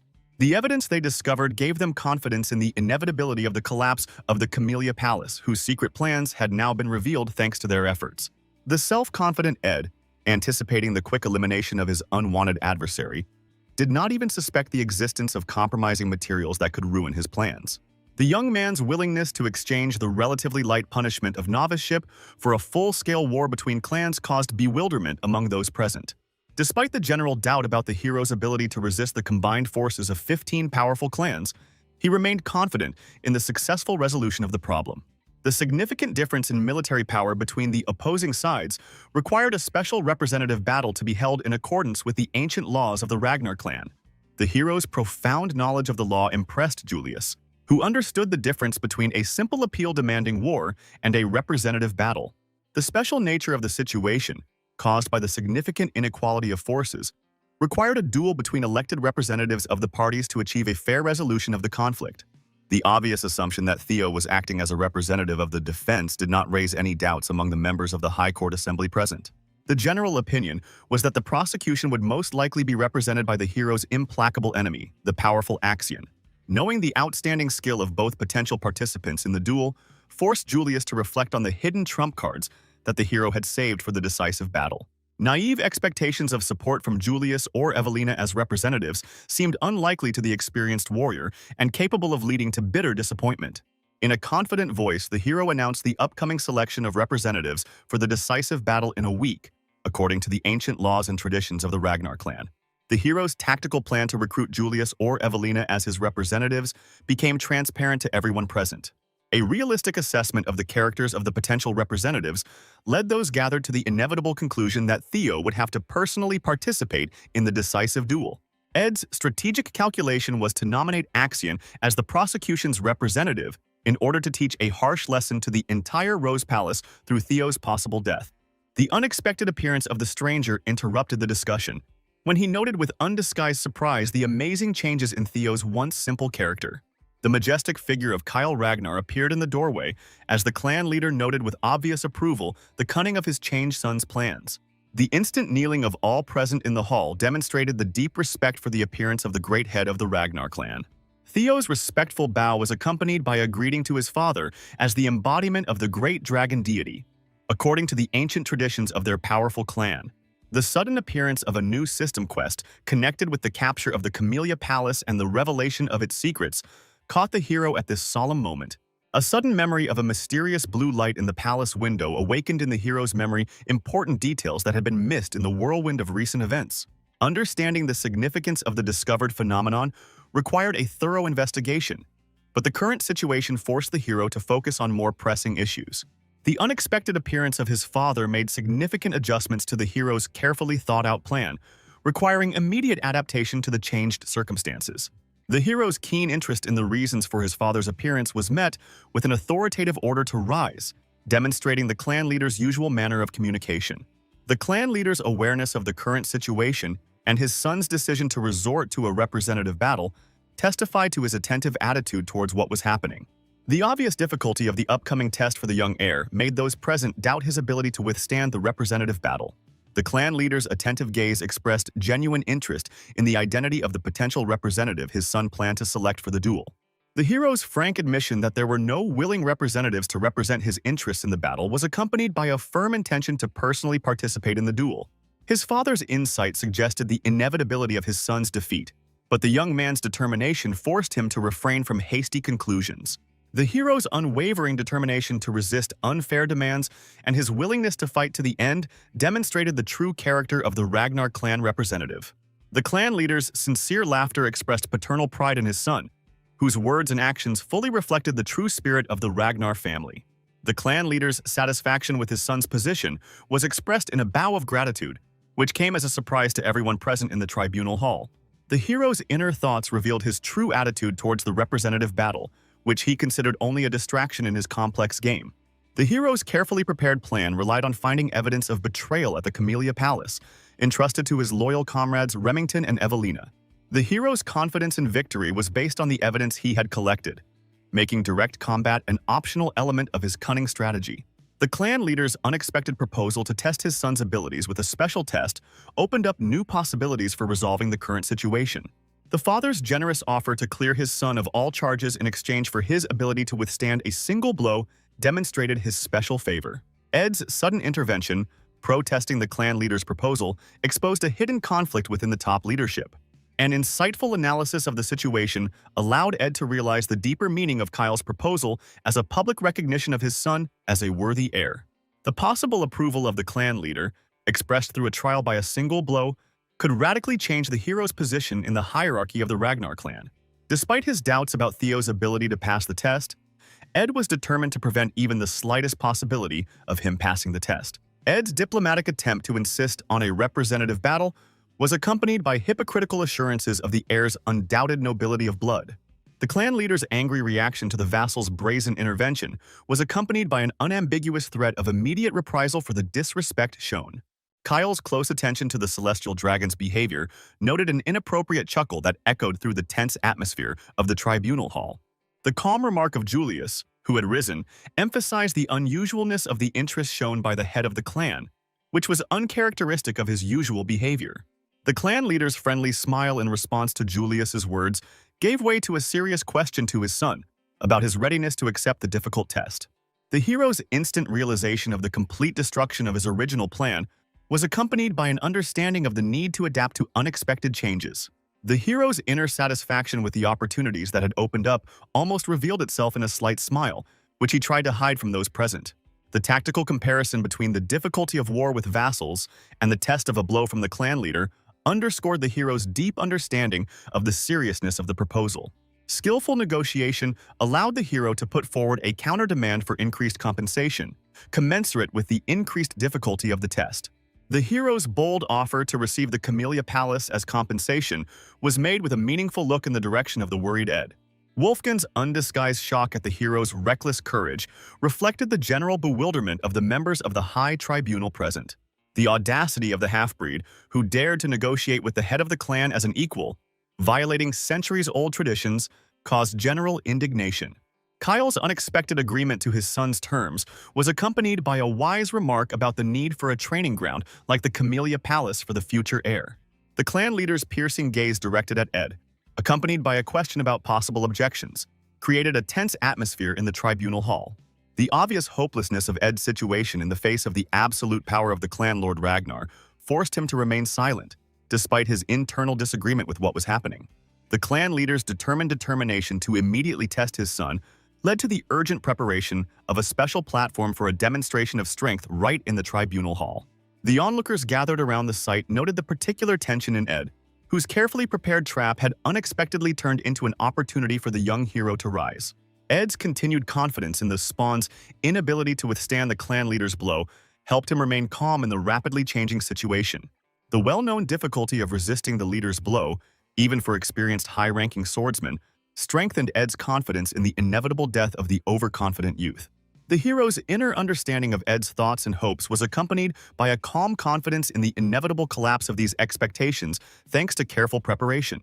The reward received for completing the training gave the hero confidence in his abilities, which was the reason for his immediate agreement to the clan leader's proposal.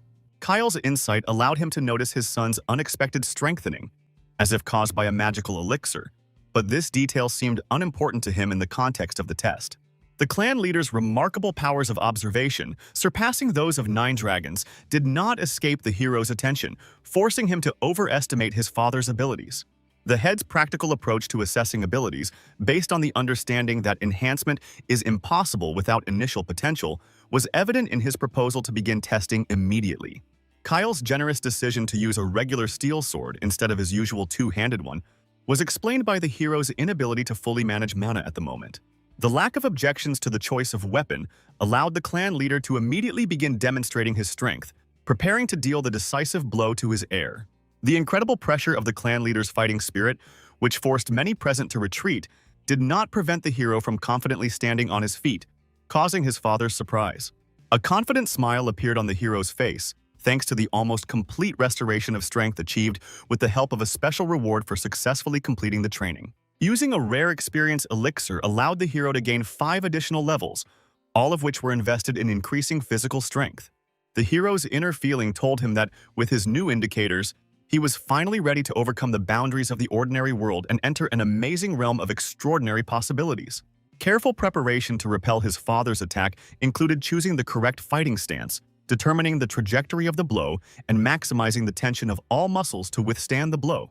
Successfully resisting the clan leader's attack, despite the destruction of his clothes and weapons, became undeniable proof of the true strength of the young heir of the Ragnar clan. The father's genuine joy at finally finding a worthy son was expressed in the open smile that lit up his usually stern face during the important test. The clan leader's solemn announcement of Theo Ragnar's innocence being proven by his own willpower marked the successful completion of the unexpected test before the High Assembly. Instantly receiving the reward inventory and the mysterious blue key served as confirmation of completing the unexpectedly appearing quest at a critical moment in the trial. The hero's sudden awakening in his own bed next to his worried mother, who was waiting for him to regain consciousness after the grueling ordeal, created a moment of warm reunion. The mother's excited story of the horror she experienced upon learning of her son's loss of consciousness after being struck by the clan leader was accompanied by anxious questions about his well-being. The hero's confused look, trying to determine his location, was met with understanding support from Julius, who appeared, ready to clarify the situation. Julius's important announcement about the liberation of the Camellia Palace by the former owner and director of the intelligence agency on the orders of the clan leader sounded like a victory bell. The hero's surprised realization of the meaning of Julius's words was confirmed by his satisfied smile. From now on, the majestic Camellia Palace belonged entirely to the young heir. The system notification that 50% progress had been made in completing the mission after gaining control of the palace marked an important stage in the development of events. The remaining part of the mysterious mission, connected with the disclosure of an ancient secret, required further decisive action and thorough investigation from the hero. Aimila's violent indignation, unable to come to terms with the forced renunciation of her property by the mistress of the palace, Camellia, reflected the depth of the shock from the changes that had taken place. The futile attempts of the maids to calm the enraged lady demonstrated the seriousness of her emotional state after the unexpected loss of power over the palace. Aimila's brother's outward calm concealed a cruel order to Axion to eliminate Theo by any means necessary, revealing the true depth of his hatred for the young heir. Ed's original plan to cut off Theo's hand during the awakening ceremony no longer satisfied his growing thirst for revenge after his unexpected defeat in the fight for the palace. Ed's new demand of Axion involved the public beheading of Theo over a sacred target, which was to be the final humiliation of the young heir of the Ragnars. The hero's leisurely stroll through the magnificent palace was accompanied by reflections on the unexpectedly favorable outcome of events, which allowed him to get what he wanted without using his trump card. The hero's attention was drawn to a new, unusual inventory system, which he received as an additional device after successfully completing his father's test. An experimental test of the inventory's capabilities using an ordinary apple confirmed the amazing practicality of this magical storage system. A careful examination of the blue key retrieved from the inventory revealed its special nature as a consumable item designed to open the mysterious gates to the dungeon. A sudden revelation came to the hero while examining the blue key, suggesting its undoubted connection with the secrets of Camellia's palace and the mysteries hidden within it. The hero's attention was drawn to an unusual door, decorated with mysterious magical patterns that seemed to glow with a mysterious light in the semi-darkness of the corridor. Behind the door, which the magic key managed to open, a huge cave opened up, the vaults of which were lost in the darkness, and the walls reflected the dim light of the torches. Joy filled the hero's heart when the system rewarded him with double experience for the first time he discovered this mysterious dungeon in the palace. Although the appearance of a huge cave inside the palace seemed incredible, the hero understood that this was part of a new test that he had to pass. Following the hints of the magic system, the young hero decided to explore the dungeon completely in order to receive the promised reward of double experience. A wise thought came to the hero before the dangerous journey. He filled his magical inventory with various weapons, preparing for any surprises in the cave. The first inhabitant of the dungeon to meet the hero was a huge snow-white wolf with eyes burning with rage, who appeared from the darkness of the cave. The size of the monstrous wolf amazed the hero. The beast was so large that it could be compared to the legendary demonic creatures from ancient tales. When the huge beast rushed to attack, only the strong shield, prudently taken by the hero with him, saved him from the sharp fangs of the demonic wolf. Having assessed the strength of his opponent, the hero realized that even such a powerful beast would not be able to surpass him in physical strength after his recent training. The real battle began between the hero and the monstrous wolf, and the first blows showed that the beast's skin was surprisingly strong and impenetrable. The snow-white wolf's incredible speed required the hero to give his all in battle. Only by fighting at full strength could he hope to inflict damage on the enemy. This mighty wolf was clearly different from ordinary forest predators, although it did not resemble the famous demonic beasts from legends and tales. The wolf's strength reminded the hero of the mighty creatures that dwelled beyond the Great Northern Wall, which explained the difficulty of the fight with this unusual opponent. In the heat of battle, the hero hoped to see the same magical ray of light that had helped him withstand his father's blow during the recent test of strength. Memories of the duel with his father led the hero to the understanding that even one blow from a great warrior can decide the outcome of a battle if the enemy is not strong enough. An epiphany came to the hero. Victory was possible only with complete dedication in one decisive blow, for which he threw aside his shield and used the secret art of the sword.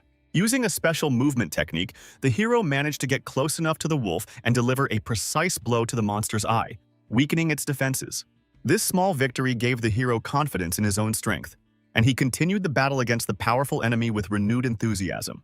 2 months flew by, and now a crowd of people gathered at the fourth training ground, eager to see the famous hero.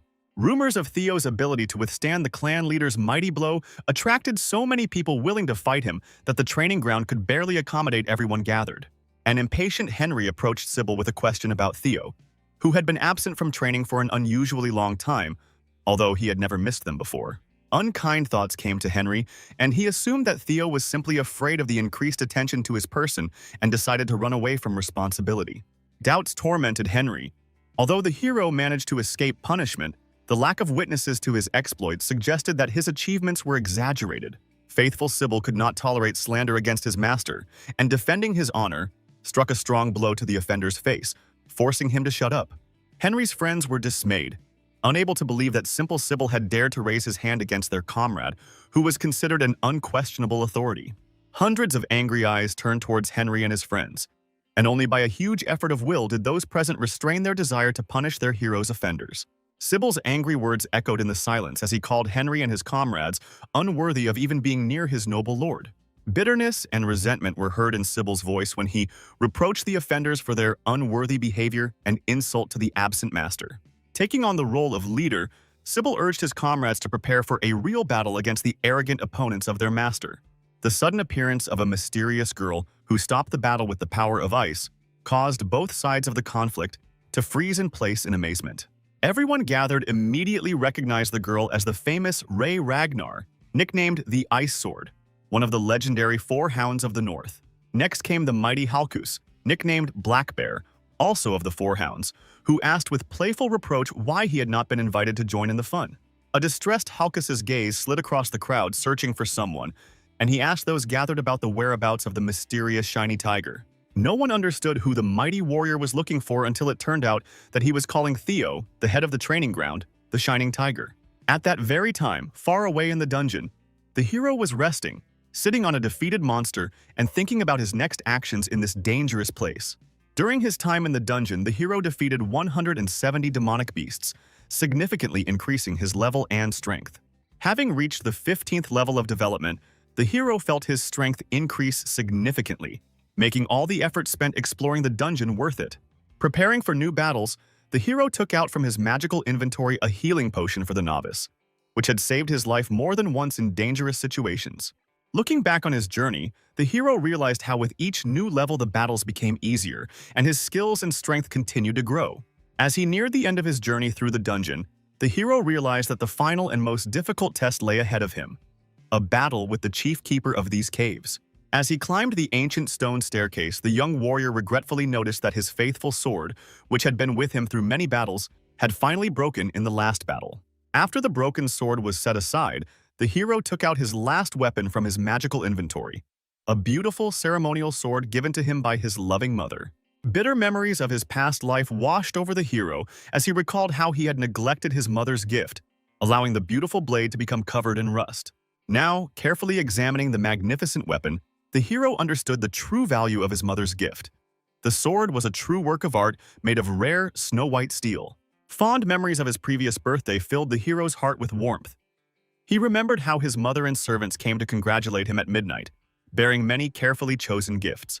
Bitterness filled the hero's heart when he remembered his previous arrogance. He rejected his mother's care, citing preparations for the awakening ceremony and unwillingness to waste time. The cruel words with which he had once wounded his mother's heart now hurt him. He remembered how he had reminded his mother that no gifts would change his origin. A strong determination filled the hero's heart. No matter what awaited him ahead, no matter what trials he had to overcome, he would never repeat the mistakes of the past or offend his mother. A sudden system alert interrupted the hero's thoughts, warning him of the entrance to the lair of the dungeon's chief keeper, the most powerful demonic beast in these caves. The hero was astonished when, instead of the wolf he expected, he saw a majestic creature, a real dragon, sleeping peacefully in the depths of a spacious cave. The deeper meaning of the final test began to become clear to the hero.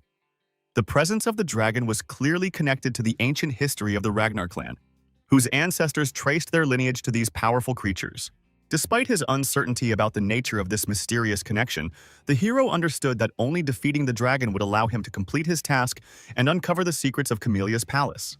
Even with incredible strength and fortitude, somewhere deep down the hero felt anxiety before the upcoming battle with the legendary creature from ancient tales. Carefully considering his battle strategy, the hero decided to begin with the flash technique, which he had successfully honed in numerous fights with wolves on his way to the main enemy.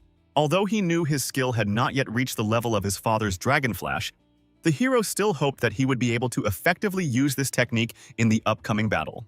The hero placed particular hope in the power of his Dragon Heart, believing that its might would help inflict serious damage on a powerful enemy at the decisive moment of the battle. The suddenly awakened dragon, despite the hero's successful first attack, was not going to give up easily and immediately went on the offensive, using its powerful tail as a weapon. Disappointment overcame the hero when he realized that his attempt to hit the dragon's brain was not effective enough due to the insufficient penetration depth of the blow. Watching the enraged dragon lose its composure after the unexpected attack, the hero saw in the enemy's fury an opportunity to achieve a long-awaited victory. The hero's carefully thought-out plan included the use of a secret technique called Death Steps, which allowed him to deliver lightning-fast strikes to the enemy's vulnerable spots. The hero's cunning strategy was to distract the dragon with a normal attack, but the creature's powerful roar, which caused an intimidation effect, ruined the original plan. The fear effect inflicted by the dragon significantly reduced the hero's movement speed, making it impossible for him to dodge the rapidly approaching deadly attack. Despite being unable to completely avoid the blow, the hero managed to partially defend himself with his blade, but the serious injuries he sustained required a quick end to the battle. Overcoming the pain, the hero rose to his feet again and resolutely continued the battle, carefully searching for weak spots in the defense of the powerful enemy. The hero's keen gaze noticed a special spot on the dragon's neck, known as the reverse scale, a place that could become the key to the long-awaited victory. A precise sword strike to a vulnerable spot caused the dragon to let out a deafening roar and weaken its defenses, but this was not enough for final victory. Meanwhile, on the training grounds, Theo's loyal followers, frozen weapons in hand, watched the furious argument between the mighty warriors Ray and Hulkus. A heated argument broke out between the warriors over who would be the first to fight Theo, with Ray reminding Hulkus of her previous victory over him in a duel. Ray's words deeply hurt Hulkus's pride, reminding him that his defeat had happened 3 years ago and that his fighting skills had improved significantly since then. Ray's unyielding stance, based on her past victory, only increased the tension between the warriors, who were unwilling to give up the right to the first duel with the young heir. Annoyed by Ray's stubbornness, Hulkus pointed his sword at her and proposed an immediate new duel to determine who would be the first to face Theo Ragnar. Ray's astonishing skill was demonstrated in her lightning-fast repulsion of the enemy's unexpected attack, demonstrating the legendary warrior's supreme level of martial arts. The tense standoff was interrupted by the timely intervention of the judicious Remington, who reminded them of the need to hold such duels in a more suitable place. Concerned about maintaining order in his master's domain, Remington reminded the soldiers of the inadmissibility of causing disorder in the absence of the young ruler Theo. Ignoring Remington's admonitions, an inspired Hulkus joyfully announced his desire to fight him as well, adding another participant to the upcoming duels. A sudden silence fell among the disputants as they felt the powerful pressure of the murderous aura emanating from Theo, who had suddenly appeared. Remington's amazement was boundless. He could not believe how much his young master's power had increased during 2 months of solitary training. Unlike the others, Hulkus greeted Theo's appearance with undisguised joy, even when the young warrior activated his impressive skill, Inferior Drake Intimidation. Returning to the conclusion of the great battle in the dungeon, after the hero's decisive attack, the mighty dragon fell to the ground lifeless, marking the end of this epic battle. The hero's attentive gaze continued to follow the defeated enemy, who, after a precise blow to the reverse scale, thrashed about with such fury that every movement threatened death. A feeling of relief filled the hero as he lay down on the scaly body of the tired dragon, rejoicing in his guess about the vulnerability of the dragon's scales, which became the key to victory. A short rest was interrupted by a system notification about the receipt of special trophies, a tooth and claw of a lesser drake, which became a reward for victory over a powerful enemy. The resulting precious materials possessed amazing properties. A dragon's tooth could enhance the strength of a weapon, and its claw gave the blade incredible sharpness. Looking at the sword his mother had given him, which had been damaged in a fierce battle with a dragon, the hero decided to use the materials he had obtained to restore his favorite weapon. A pleasant surprise was the acquisition of a new skill, Intimidation of the Lesser Drake, which allows one to create the same powerful pressure that the defeated dragon possessed. Joy filled the hero's heart from acquiring a rare skill that he had never even dared to dream of, since only a few chosen warriors received such a gift. Carefully placing the acquired treasures into the magical inventory, The hero thought about how the new skill could help him in the future trials of the Ragnar clan. The hero's understanding of the importance of careful preparation never left him, as he would face many of the clan's outstanding warriors in the upcoming battles. The heavy doors of the ancient dungeon closed behind the hero, marking the successful completion of an important mission: the capture of Camellia's palace and the uncovering of its secret. A special reward for completing the task was a mysterious item, the Dragon's Nest Compass, whose purpose remained a mystery to the hero. The hero's intuition told him that the compass he had received would certainly be useful in the next task, although how to use it remained unclear. Feeling extremely tired after 2 months of grueling training, the hero decided to first put the compass in his inventory and rest in his room. A sudden encounter with an agitated maid disrupted the hero's plans for relaxation. She reported an urgent incident that required his immediate attention. The alarming news of a serious fight at the 4th training ground could not leave the hero indifferent, forcing him to postpone his long-awaited rest. Arriving at the scene, the hero used his new skill, enveloping Henry and his followers in a powerful pressure, ordering them to leave the area immediately. The sight of the tired hero did not faze the inspired Halkus. Feeling the powerful pressure, he immediately rushed into the attack, wanting to test the strength of the young warrior. The amazing ease with which the hero parried Halkus's powerful blow amazed everyone present with its ease and grace of movement. The incredible skill the hero displayed in repelling the attack amazed not only Halkus and the other hounds, but also Theo himself, who acted as if on instinct. Black Bear, considered the weakest of the 4 northern hounds due to his lack of unique techniques, still remained a formidable opponent thanks to his noble origins. The hero's keen eye immediately spotted a weak spot in the enemy's defense, allowing him not only to easily parry his attack, but also to carry out a successful counterattack. The hero's new 16th level of development became the key to his superiority over an experienced opponent in this unexpected duel. The hero was overcome with anxiety when, after his blow, the mighty Halkus fell lifelessly to the ground, forcing him to think about the possible consequences of his power. The unintentional use of all his power in a blow worried the hero, although the enemy's well-known vitality gave hope for a successful outcome of the duel. The air was filled with the cheers and applause of his subordinates, praising the strength of the young master who had managed to defeat the famous Black Bear with one blow. While the hero was calming the jubilant crowd, his faithful sword, exhausted by previous battles, could not withstand the strain and crumbled into small pieces. Deep anxiety gripped the hero at the sight of his mother's destroyed gift, although those around him perceived this as further proof of his incredible strength. Ray's intent gaze, never leaving the hero, revealed the warrior's deep thoughtfulness, immersed in memories of the distant past. A long-ago encounter with little Theo remained etched in Ray's memory. Back then, the young hero was surprised by her light clothing in the cold weather and decided to help the frozen girl. The boy's touching concern was expressed in a simple gesture. He tied his red scarf around the girl's neck, trying to protect her from the piercing cold. Genuine concern led young Theo to invite the frozen girl into his home, promising to bring her home after the snowfall ended. The warm memories brought a slight smile to Ray's usually serious face, and she then quietly left the scene, lost in her thoughts. Only the observant Theo noticed the unusual change in the stern warrior's mood, knowing her reputation as a person who never shows emotions. A joyful event brought all the servants together. They came to congratulate the young master on receiving the honorary title of Shining Tiger. The maid's sincere pride in the young master's success was accompanied by good wishes for him not to stop there and to continue his diligent training. His loving mother, Cecilia, prepared a special treat for her son: rare shellfish from the Idris Sea, cooked in oil from the Fugai Mountains, and poultry fed on select nuts. The hero's heart softened at the sight of his mother's care, and he could not refuse her the joy of treating his beloved son to special dishes. Bitter memories of a past life, when he rejected his mother's love, made the hero especially appreciate the current moments of closeness, thanking his mother for her care. The moment of truth came when it was time to show his mother the broken sword she had given him.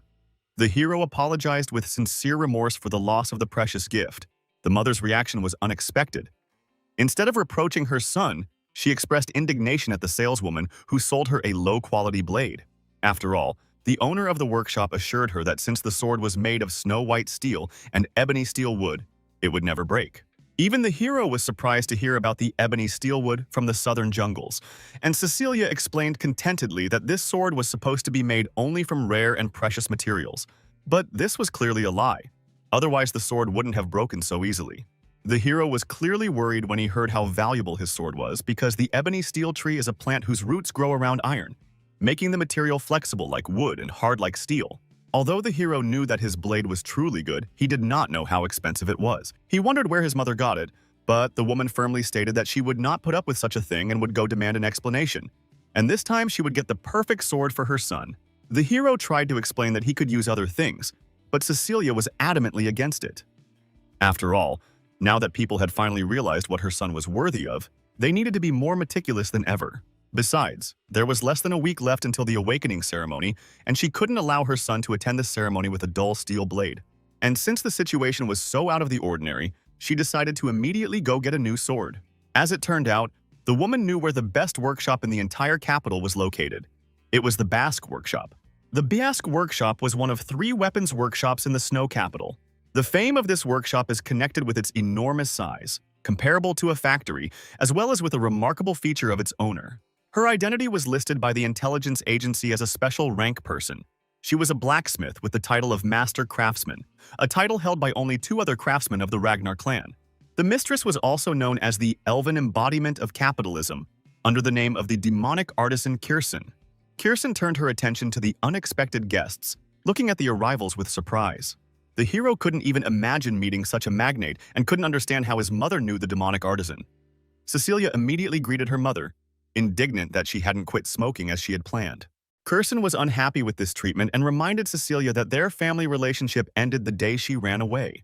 The hero still could not comprehend the fact that his mother, whom he considered an orphan without a family, was somehow related to the demonic craftsman. He assumed she was the daughter of a half-elf, in which case Theo was 1/8 elf, which was perhaps what made him so attractive. Kirsten decided to ask Cecilia why she had come here for the first time in so long. She threw down her sword and said she wanted to return the defective goods. Such words about her work greatly angered Kirsten, because no one dared to claim that the sword forged by her personally was of poor quality. But when she tried to draw the sword from its sheath, its hilt remained in her hands. Cecilia explained that she considered the blade's breakage to be nothing more than a defect, but Kirsten understood that this was not the case and decided to personally see the owner of this sword. She realized it was Theo, Cecilia's son. The woman described her son as a true genius who would surely one day rule the entire Ragnar clan. Excited by such a meeting, the guy didn't immediately get his bearings, but soon, bending down, he introduced himself and admitted that it was a great honor for him to meet the famous owner of the Basque workshop. Returning the greeting, Kirsten admitted that she had already heard the fame circulating around Theo, and praised Cecilia for raising her son so that he knew manners.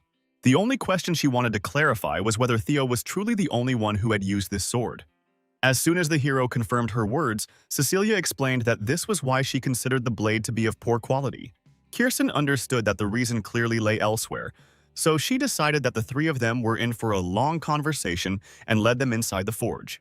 While the demonic craftsman walked forward, seeing off the guests, the hero decided to ask his mother why she never told him that she was the daughter of a demonic craftsman. Looking at the 2 of them, the familial connection was hard to discern. Cecilia, seeing the hero's confusion, realized she had indeed missed many details about her past. Looking at Kirsten with a smile, she explained that for a short period of time, 6 months, the half-elf became her adoptive mother and took care of her. The reason was that her mother loved absolutely everything beautiful. This list included jewelry, music, theatrical performances, and even illusions. This was the reason Kirsten decided to take her in as an adoptive daughter. Hearing these thoughts, the woman asked to stop chatting about the past, which was pointless. Cecilia, who knew the woman well enough, only laughed because she could bet that she did not consider her words to be just chatter. Soon, the hero decided to find out why his mother had left this place, but Kirsten herself answered, explaining that she had run away, saying that she wanted to become the wife of the head of the clan. Remembering that day, Kirsten still couldn't understand why she had gone to such a miserable place voluntarily, because even the fact that she had survived until that time was worthy of praise. But Cecilia's dreamy nature only smiled, explaining her decision by the fact that the head of the clan, Ragnar, was so handsome, and besides, he was very dashing and courageous and truly loved her very much. Ignoring Cecilia's explanations, Kirsten recalled the moment when, despite her escape, her adopted daughter had appeared a year ago with pleas to forge a sword as a gift for her son, which, in her opinion, was truly shameless. Offended by such words, Cecilia began to ask her mother not to talk about such things in the presence of her son, after which a good-natured argument broke out. This did not frighten the hero at all. Looking at their conversation and arguments, he realized that this was the first time he had seen his mother like this. Moreover, He was saddened by the fact that throughout his entire past life he knew nothing about his mother. For this reason, he considered himself a shameless son who was too self-absorbed and obsessed. The hero saw that Kurson, despite old grievances, genuinely cared for his mother. He wondered why she had done nothing when they were in danger in their past life. Finally, the demonic craftswoman stopped in front of the large office door. Cecilia clearly didn't understand why they had to go so deep inside for a simple conversation, and simply asked the woman to give them the best blade she had ever forged. But Kirsten didn't listen. Instead, she grabbed her son, dragged him into her office, and asked Cecilia to wait outside. Once they were inside, the woman looked at the boy with a stern gaze, and her only question was whether he had the primordial dragon relic. Without a hint of pretense, the guy just looked at the woman in surprise, not understanding why she was remembering the dragon protector ancestor who protected their clan. The hero had only heard the legend in his life that their founder had distributed the treasures of the primordial dragon throughout Snowy Land among the descendants of the Ragnar clan. Kirsten was incredibly offended by his words, because it was obvious that the boy was pretending to be ignorant. His words made no sense. If he didn't have any relic, then he couldn't turn her sword, which she forged with all her soul and heart, into such junk. She was confident in her creations and knew that it could not break simply from simple training. Suddenly, the woman called the guy over and showed him a box sealed with heavy and strong chains. Just one glance at the box was enough to notice the blue glow that was associated with the task. He saw a similar glow at the doors in the Camellia Palace that led to the dungeon. Looking at the guy's unusual expression, Kirsten realized that he clearly noticed something, although even she didn't feel anything unusual. As it turned out, she had tried more than once to break the chains and find out what was hidden inside this box, but it was all in vain. Therefore, placing the box right in front of the hero, she explained that most likely the relic of the primordial dragon, which appeared long ago in the Age of Myths, was kept here. Then the primordial dragon pulled out one of his fangs and forged a sword from it. It was a monstrous sword, the White Moonlight Blade. For this reason, she offered the hero a deal. If he could break the chains and extract it, she would give him the White Moonlight Blade. But she immediately warned the guy that everything would not be so easy, because he could even lose his life in the process of removing the sword, and she wanted to know if he was ready to take such a risk. Immediately after these words, a sly smile appeared on the hero's face, because he already wanted to take this sword for himself, and the task received from the system became confirmation that he was on the right path. From his past life, the hero knew very well that this sword was the blade of the leader of Black Snow and one of the 9 dragons named Black Dragon. However, very few knew what his sword looked like because almost everyone who saw or spoke of it died or went missing. By pure chance, the hero managed to cross paths with the Black Dragon in his past life, and he was able to see the true form of the White Moonlight Blade. After this meeting, the hero had many questions. Why did the man leave him alone alive? Now the hero understood. If the Black Dragon's White Moonlight Blade was here, and it truly was the original sword, then it was a tremendous stroke of luck. The fact that he was supposed to meet the Black Dragon in 4 years meant that the sword had been in Kirsten's possession until then. Moreover, the hero understood that history was repeating itself this time. Here, too, was the same keyhole as in Camelia's palace. In that case, the blue key would become his main assistant. As soon as the hero inserted the key into the lock and turned it, the chains quickly broke off the sealed chest, from which light immediately began to burst forth, a witness to the power of this blade. But this was not the end of the hero's ordeal. In addition to the light, a black smoke began to burst out of him, which eventually completely engulfed the hero's body, and no matter how hard Kirsten tried, she was unable to help him. Opening his eyes, the hero found himself in the very scene when Randall forced him to look at the body of his dead mother to show how incredibly weak he was. To prevent this, he needed as much power as possible, power to overcome Randall and crush Camelia's palace. But even at the moment when he was experiencing the most terrible moment of his life, he noticed the approach of a bird trying to attack. Closing her beak, he scolded her for trying to take over his mind. He realized that she planned to use his own thirst for power against him, and finally understood why the sword was called monstrous. The bird was outraged that some guy had managed to see through her plan so easily. But the hero calmly explained that she had failed to take over his body because he had long ago overcome the fear the sword had tried to instill in him. He couldn't understand if the bird really thought it could buy him off with a few meager bits of power when he already had his own goal. Moreover, the hero clearly noticed that this animal was different from the griffin Theo had encountered earlier. That one had been 10 meters tall, while now it was the same height as him.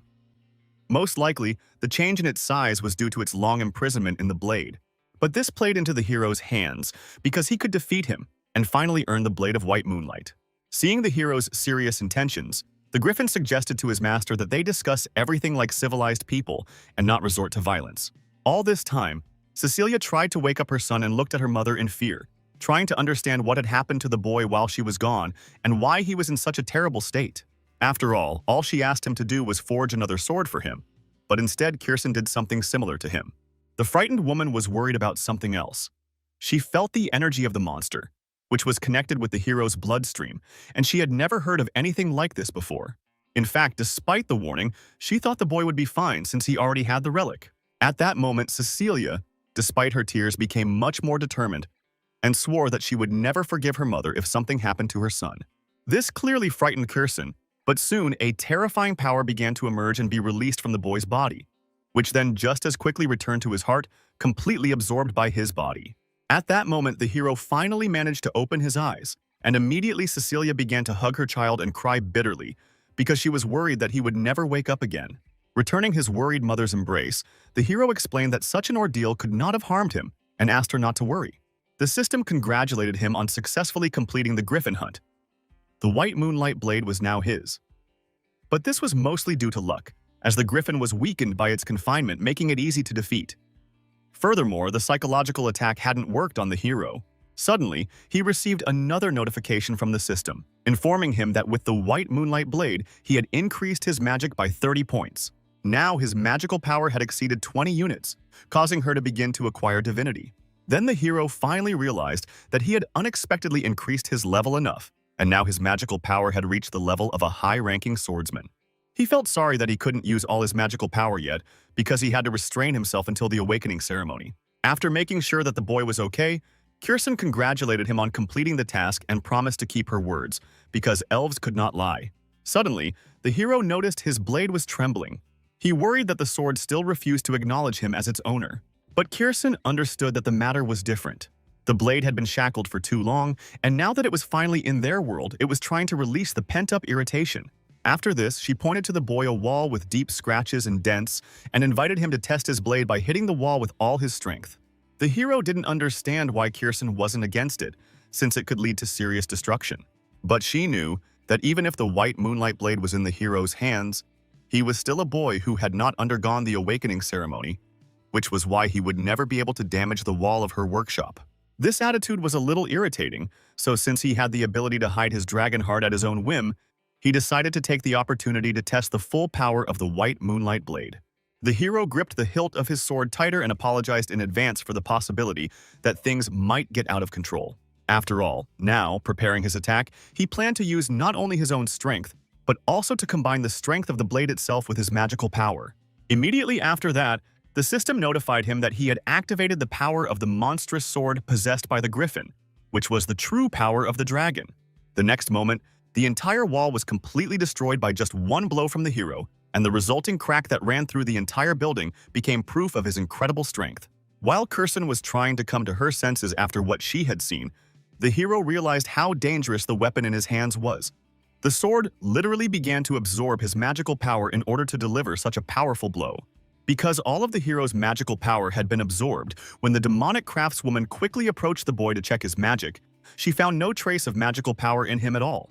She couldn't understand how he had managed to achieve such a result solely through the sharpness of the blade itself, as it literally defied any laws of logic. The only conclusion the woman came to was that the man in front of her was a true genius. And since that genius was her grandson, she could find plenty of ways to use his fame to her advantage. So she immediately took the boy by the shoulder and declared that she would become his patron. In exchange for her protection, he would have to fully spread his wings and show the world what skills he possessed. Kirsten understood that such a person would become a living advertisement for the Biask workshop, which would be beneficial for both of them. Despite Theo's admiration for the proposal, Cecilia quickly discovered that her mother's eyes were completely filled with thoughts of money, so she was immediately caught in her little manipulation. Very soon, the carriage took Theo home, and Kirsten was left alone with Drake's 2 fangs.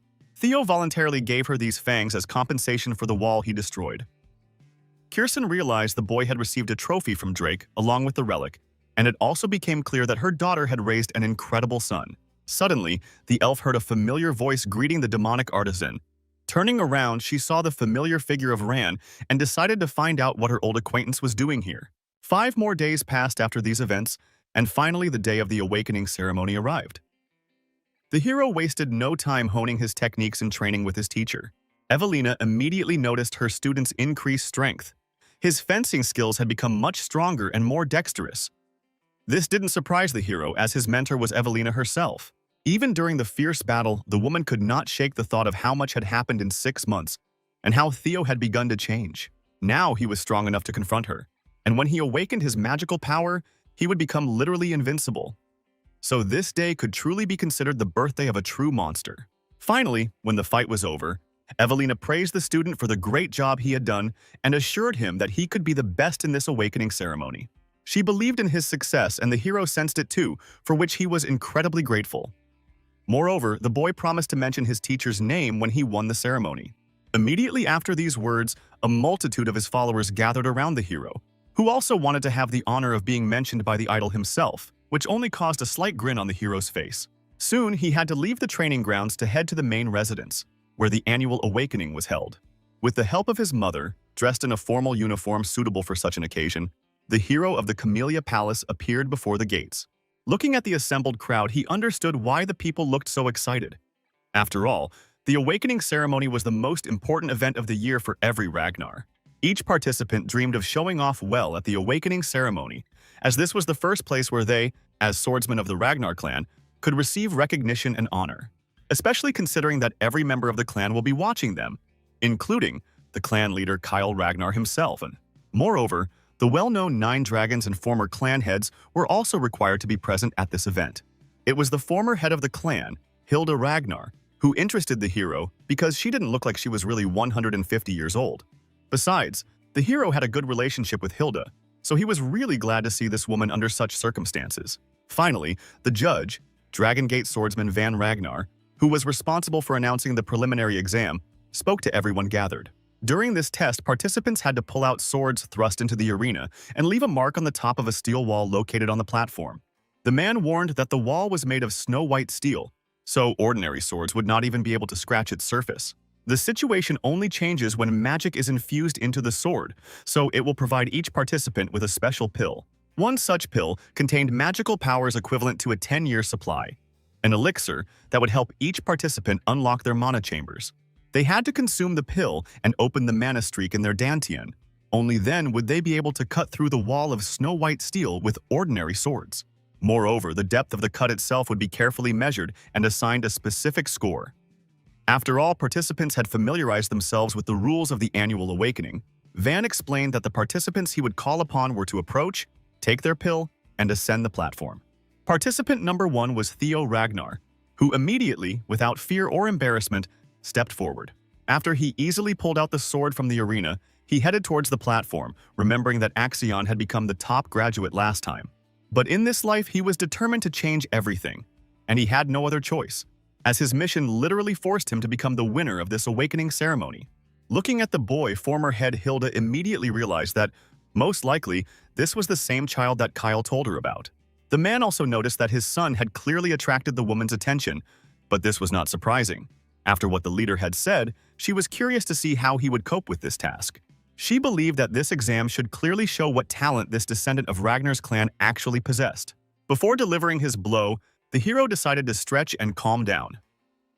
Recalling the awakening ceremony from his past life, he remembered how nervous he had been. Finally, Van came over and told the boy that it was time to take the pill. The hero didn't resist, even though he remembered that in his past life, he had never been able to fully control the mana he'd received after swallowing the pill. This ultimately damaged his dantians even further. However, as soon as he swallowed the pill, all his worries vanished. He realized that the scenario of his past life would not repeat itself. Mana began to envelop his body. Van even considered that the hero was truly mad, since he summoned such powerful flows of mana that raised suspicions about his ability to control them. Everyone knew perfectly well that when swallowing a pill, one should carefully use the resulting magical power to allow the chambers to take hold in the dantian. It was also known that the more talented Ragnars had so much mana that if they could not control it, they simply became disabled. It was obvious that the matter seemed settled with this guy, but Van quickly took his words back because the hero was able to not only withstand the flow of mana, but also completely concentrate it in his body. Thus, he obtained not only the Dragon Heart, but also the mana halls, which made him much stronger. Despite this, the hero was slightly disappointed. Unlike in his previous life, he completed the task so easily that even he himself did not expect it. In any case, in the current situation it didn't matter at all, since from now on he could officially use mana. After using the pill, he had a much larger reserve of it, so all he needed to do now was to release all of his accumulated mana in one blow. The blow was so devastating that once the smoke cleared from the attack, it was immediately obvious to everyone.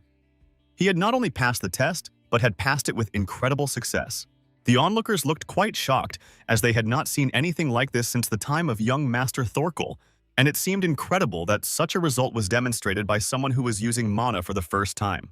After this, the hero received recognition from observers. His luck went from minus to 0. Thus, his curse of bad luck ended, and his fame began to spread throughout the world. The hero was overjoyed that he had finally managed to reach the point from which everyone else had begun to act, because in his particular case this was a huge achievement. Moreover, the system warned the hero that many were interested in his talent. Even Wasp Ragnar wanted to make him her apprentice, which is why Julius was very unhappy with the amount of attention directed at the hero.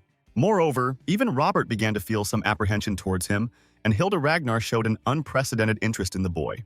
Looking at all these notifications, the hero realized that although the attention of the Black Dragon and the Dragon Sword was unexpected for him, the only person whose attention he was truly targeting was Hilda.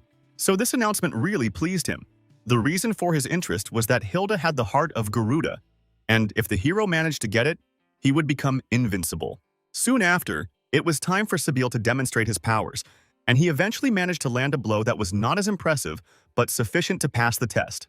Following Sybil were 3 of the 4 northern hounds, each of whom also had monstrous results. But even with all their strength, none of them managed to leave a mark even close to the results of the young master. By this point, only one student had not demonstrated his skills, Axion Ragnar, who was invited forward. Many observers and participants realized that a true competition between Shining Tiger and Dark Tiger was about to begin. Although many believed that even Axion couldn't replicate such a stunning performance, everyone was amazed by Shining Tiger's abilities. Hearing such admiration for his hated brother, Axion became incredibly furious. After swallowing the pill, the boy literally went berserk and attacked the wall with the same unprecedented force as Theo himself. The head judge simply watched in amazement, not expecting the contestants to continue surprising him until the very end. The trail left by Axion was almost indistinguishable from the trail left by Theo, so no one understood which of the two would ultimately emerge victorious. The only thing that could help determine a reliable result was an accuracy assessment. That's why, dissatisfied with his achievements, Axion simply decided to leave the stage. Finally, after all the results had been examined and evaluated, Van congratulated the participants on passing the first stage of the awakening ceremony and praised them for the many people who had shown excellent results. Afterwards, all those who had passed had to prepare for the second stage of the awakening ceremony, which would take place in 4 days. The grades, which the students were so eagerly awaiting, would also soon be announced, and of course, there was particular interest in who would take the lead in the first stage, whether it would be Theo or Axion. Finally, after a short wait, the results were announced. The winner was Theo Ragnar, who scored 10 out of 10 possible points, as his technique, magical power, and speed control were impeccable. Moreover, the depth of his sword's mark was comparable to the record of young Master Tarkel, and upon hearing this, no one could believe that Theo had actually equaled the results of such a legendary man. After all, Tarkel Ragnar was one of the 5 main candidates, those who were considered the most likely heirs. Second place went to Axion Ragnar, who also scored 10 points in all categories, but his sword trail was shorter than Theo's, which is why he took second place. Third place went to Remington Nartsov, followed by Ray Ragnar, Hulkus Lang, and the rest of the list. After all the locations had been announced, Van decided to inform those who had passed through about the second stage of the awakening ceremony. In 4 days, all 87 participants who had qualified were expected to arrive in the Winter Mountains fully prepared. At this point, the first stage was finally completed, so everyone was sent home. The hero, upon returning home, met with his friends, who praised Theo and Remington for their first and third place finishes, which showed the true strength of the 4th training ground. The guys sincerely thanked all their followers for their support, although the hero reminded them that this was not the end, as his goal was for them all to be able to pass the second stage. He also put an arm around Remington's shoulder and promised those present that he and his friend would be the final valedictorians and salutatorians. After such a bold announcement, the 2 boys were showered with thunderous applause. Finally, Evelina came over and congratulated the guys, but decided to clarify whether the hero was absolutely sure they could handle it, although in fact she had already known the answer for a long time. Remington decided to congratulate the young gentleman separately from everyone else on his excellent result, because it was nice to see that his efforts had borne fruit. However, he was deeply disappointed that he fell so far behind the hero in his results and only took third place. But Theo's friendly smile reassured Remington. He explained to the boy that he was very lucky this time, and besides, he considered that they were real friends, so he didn't care about the result. These words truly inspired the young swordsman, so he thanked his master for the kind words that helped him clarify his doubts and thoughts. He suggested that Theo give it his all in the second stage as well, so that the results would exceed all expectations. Soon the hero decided to go to the Winter Mountains, and looking at the snow-capped peaks, the boy realized that he could not even dream of taking first place at the awakening ceremony. Even though he couldn't defeat Axion in direct combat, he still found it hard to believe that this wasn't a dream, but his new reality. But clearly, he shouldn't have gotten cocky at the start of his journey, because stopping Randall was just the first step. After all, he was just an executor. The protagonist's real enemies were Axion and the Heavenly Dragon, so he had to use everything he had in order to completely avenge the events of his past life. He also pulled out his nest compass from his pocket, which had been guiding him toward the Winter Mountains all this time. It became clear that during the second stage, he would be able to clarify what nest they were talking about. Suddenly, the spy who was following the hero discovered that his target had disappeared somewhere in the blink of an eye and intended to follow him. But Theo's movement was only a diversionary tactic. He found himself a step away from the spy and, pointing his sword at his neck, demanded that he introduce himself. The excited boy raised his hands in surrender and, introducing himself, explained that he was a member of the Storm Swords platoon, and that the platoon captain had sent him to observe the hero's performance at the awakening ceremony. As it turned out, their captain was offering the hero the opportunity to take an entrance qualification test. The hero was surprised that they were asking him to undergo a test rather than simply join, but the spy explained that their headquarters was famous for the fact that even getting a chance to join was already a huge stroke of luck.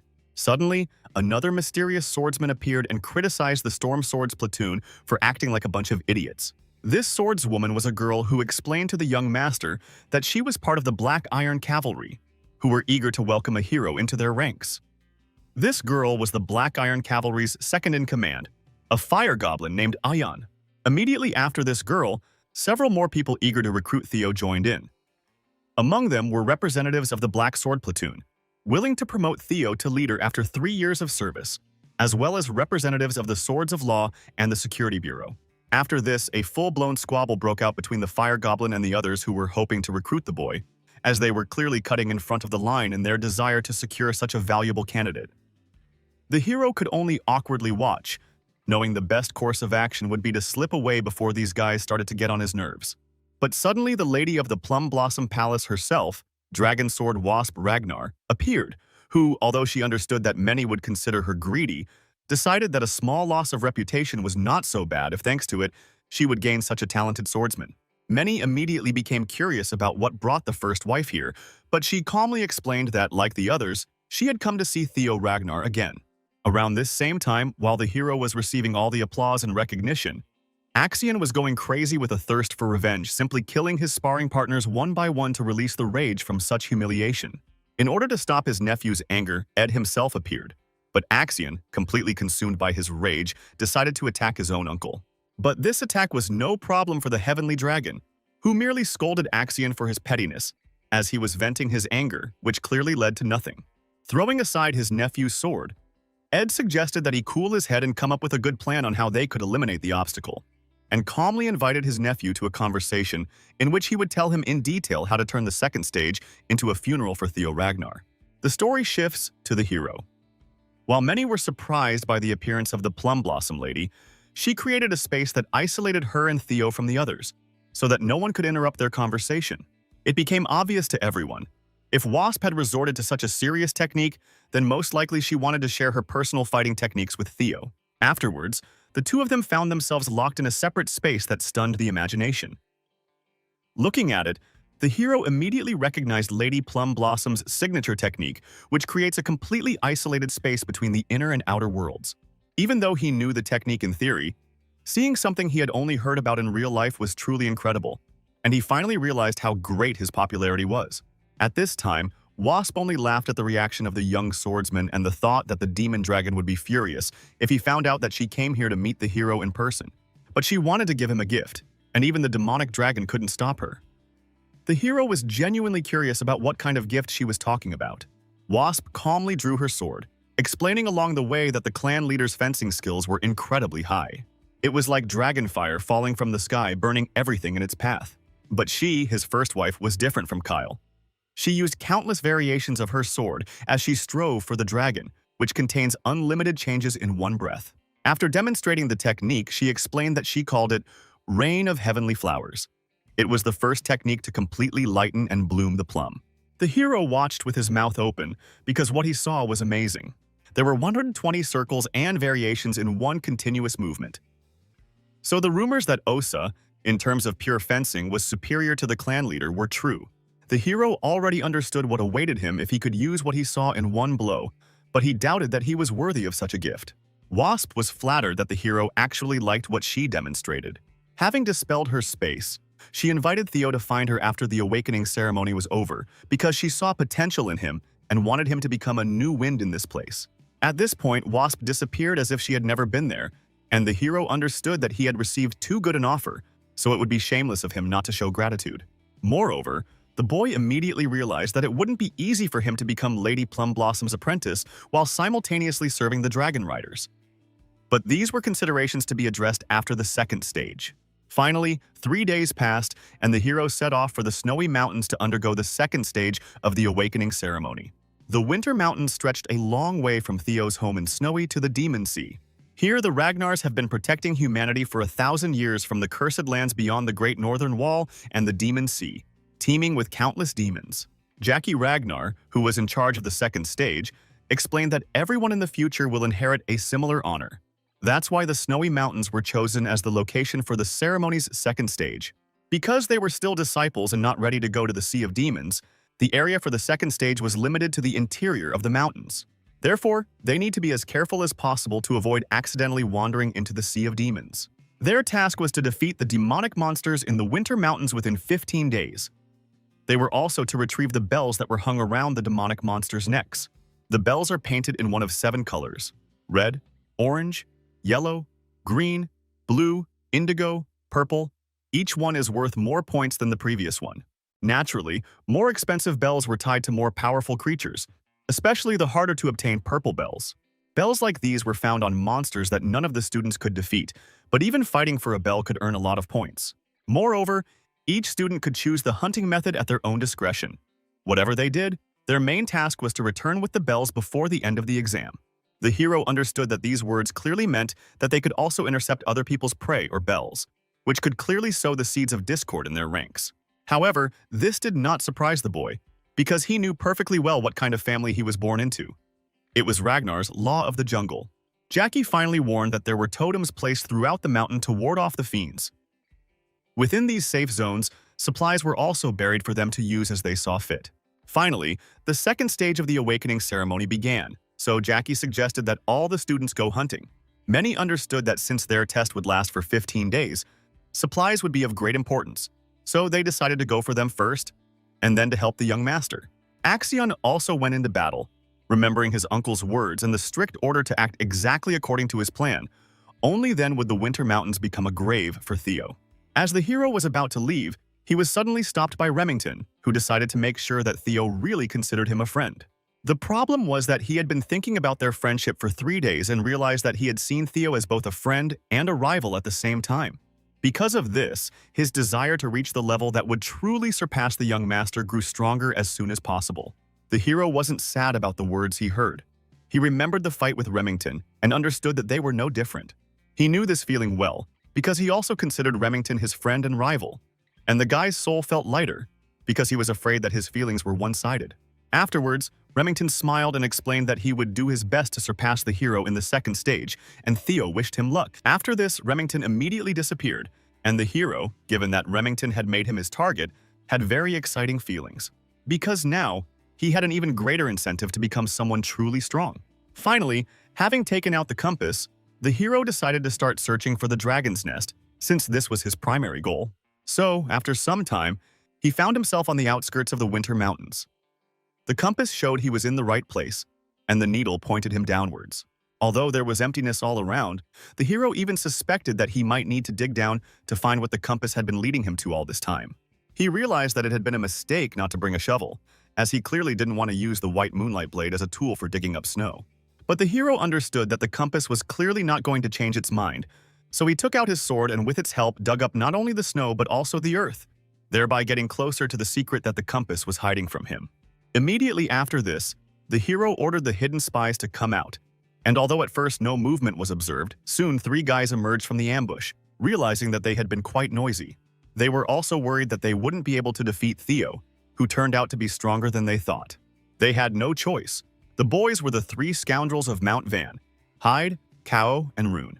The mountain's scoundrels killed civilians under the guise of random incidents during missions, and such groups thrived on the Ragnar clan's dominant ideology of might makes right.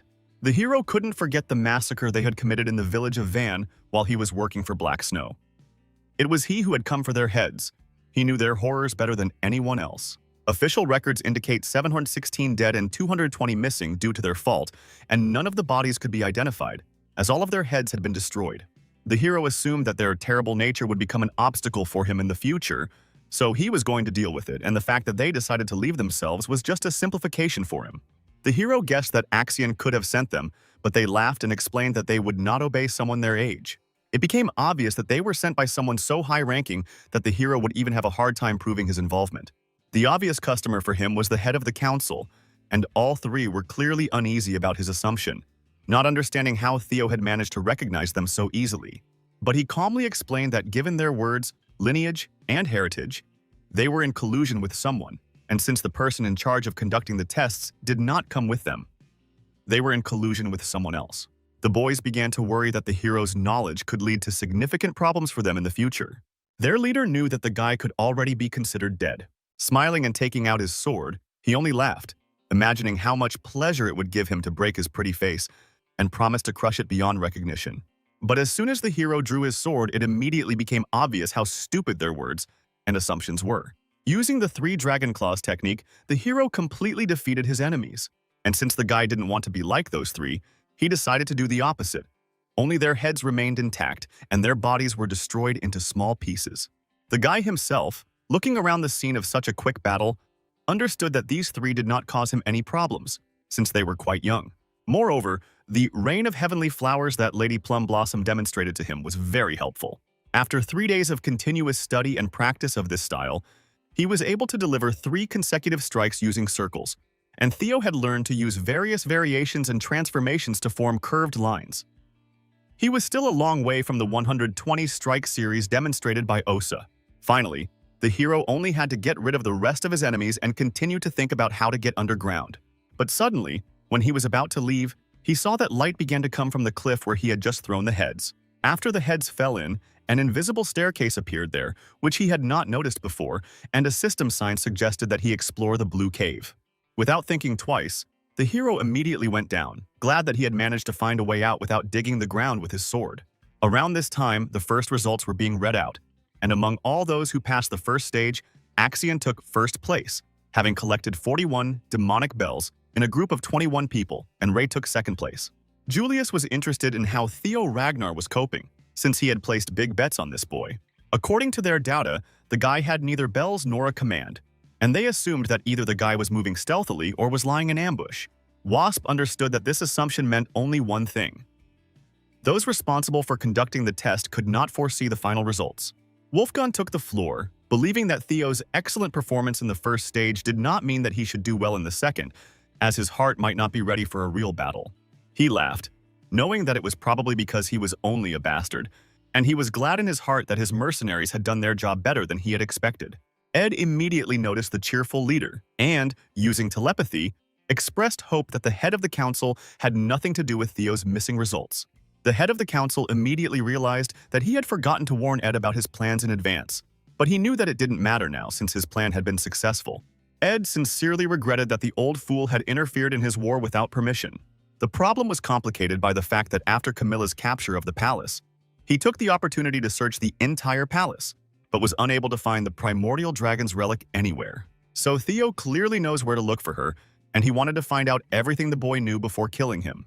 Contacting one of his assistants, the man demanded that he quickly inform Axion to hurry up with the implementation of the plans. Wasp had clearly noticed that the head of the council and the director of the Central Intelligence Agency were up to something, so she warned Julius that they also needed to be on their guard.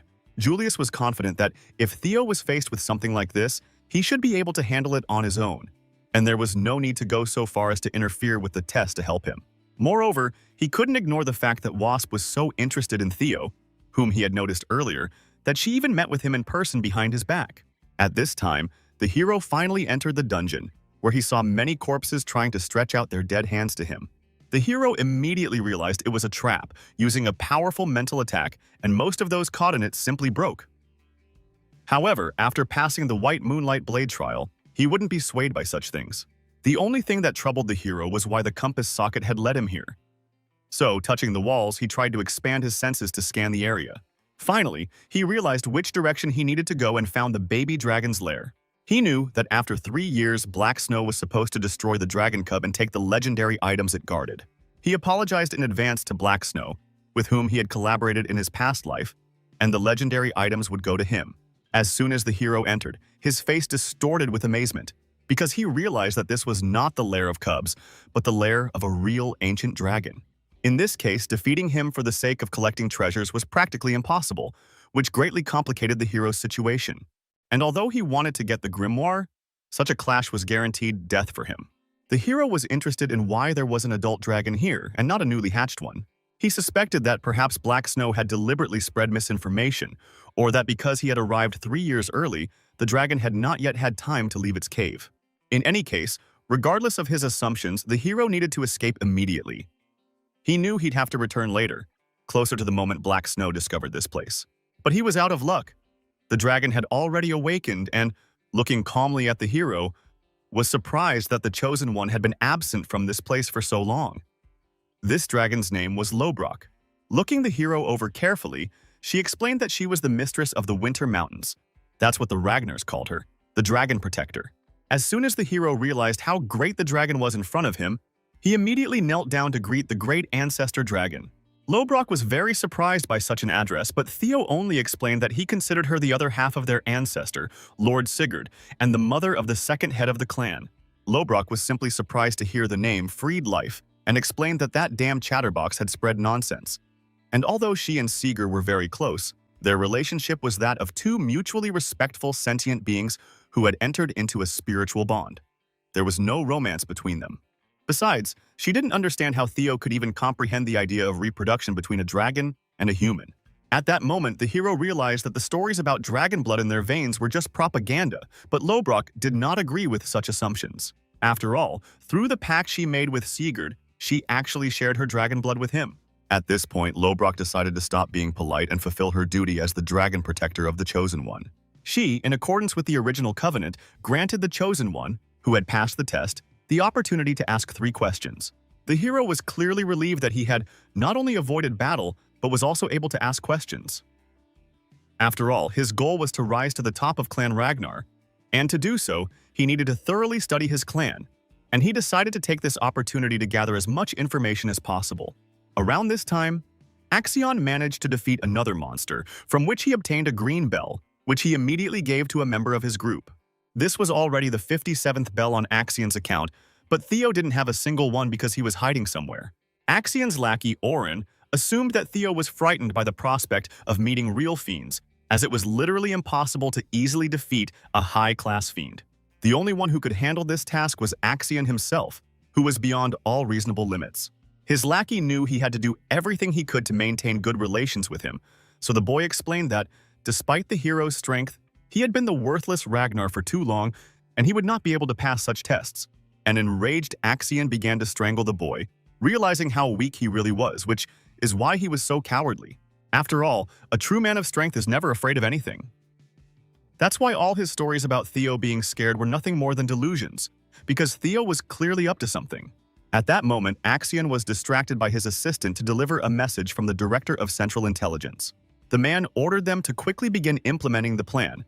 So, throwing away the annoying toy, Axion asked to tell his uncle that there was no point in rushing him. No one wanted the hero's death more than he did, and he would finish off Theo the moment he showed up. At this time, the hero, unaware of the insidious plans, stood and thought about the questions he wanted to ask. Finally, the first question was why Lobrock was imprisoned in this place. She immediately realized that this was a fundamental question, aimed at obtaining as many details as possible, so she praised Theo. Her answer was that the reason lay in the monster that lay beyond the demon sea at the very edge of the world.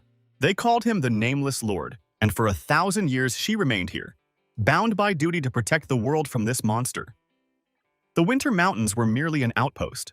The hero could not believe that he actually saw fear in Lobrock's eyes during this story. The Nameless Overlord, whom Theo had never heard of before, immediately seemed like a truly powerful being, capable of instilling fear in the ancient dragon that had been the overlord of dragons over 1,000 years ago. And now, the hero had many questions left, and he would like to know more about this ruler, but he needed to ask about other things.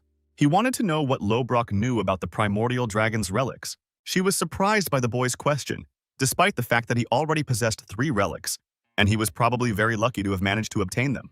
The hero had no idea there were so many relics. The first was in the dungeon of the Camel Palace, the second was the Moonlight Blade, and the last… What the last relic was, the hero could not understand. Lobrock calmly explained that the primordial dragon's relics were a response to the Nameless Overlord's threat. The primordial dragon Fafnir created them by dividing his soul into 31 fragments to protect people. All relics are different from each other. They can be objects, some kind of experience, or even strange phenomena. Finally, the hero realized that the third relic he possessed was a phenomenon that had allowed him to return 10 years to the past. This phenomenon was regression. In other words, the relic itself was himself. Everything began to fall into place. Everything that was happening to him was the primordial dragon's wish. But he was surprised that every relic was protected by a dragon. But in the case of his regression, there was nothing like that. The hero had one last question. He already suspected that his chosen status was the cause of all the strangeness, so he decided to find out why even Lobrock had recognized him as the chosen one. He guessed that his goal was to confront the Nameless Lord, but he was truly too incompetent and weak for such a great mission. Lobrock believed that to answer Theo's question, she had to ask him a counter-question. She couldn't understand why the boy spoke as if he were the only one chosen by the primordial dragon. At that moment, the hero realized the whole truth. Both Axion and the Black Dragon, they all knew about the relics and were trying to collect them. If they were also chosen by the relics, then they could also see the same messages the hero saw. Moreover, they could also be regressors. He was one step closer to the truth of this world, but everything had become vastly more complicated. Since the Nameless Overlord was an entity feared even by an ancient dragon, the likelihood of other regressors' existence greatly increased. Finally, the hero had asked all 3 of his questions, and now that the task was complete, it was time for his reward. The boy remembered that he had come here for Amon's grimoire, but his desire had changed. He wanted to get something greater, something incomparable to anything. The system alert let him know that he could have all the treasures of the primordial dragon for himself. Lobrock explained that her lair was filled with treasures from all corners of the world. Precious stones, elixirs, secret manuscripts, and weapons. Whatever the hero chooses, it will be an item of incredible value. She was ready to give him any one thing that was in her lair, and asked Theo to name what he wanted to receive. But the hero only joyfully declared that he wanted to get Lobrock. The dragoness only laughed, realizing that her fame was timeless, but, referring to the joke, asked the hero to choose a real reward. However, he insisted on his decision.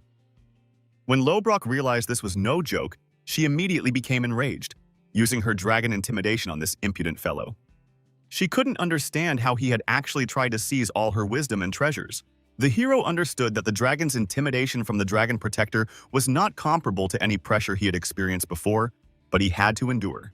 To do this, he used his intimidation of the lower drake, which at least somehow helped his body. But Lobrock considered this only stupidity. She certainly could not be defeated or resisted by intimidating a lesser drake. The hero, who could barely contain the bleeding that was gushing out all over his body, stated that according to Lobrock, he could take any treasure in the lair, and it was not said that Lobrock herself was not that treasure. And although the hero understood that he was participating in an adventure that could cost him his life, the result was definitely worth it, because Lobrock is a dragon protector who founded the Ragnar clan with the progenitor. There is no more amazing proof of legitimacy than getting close to her, and to prevent the past from repeating itself, the hero could not miss such an opportunity. Therefore, the hero insisted that Lobrock keep the promise given by her divine word and stand by his side. At that moment in this weak boy, Lobrock clearly saw old memories of Sigurd, who had once also come to her.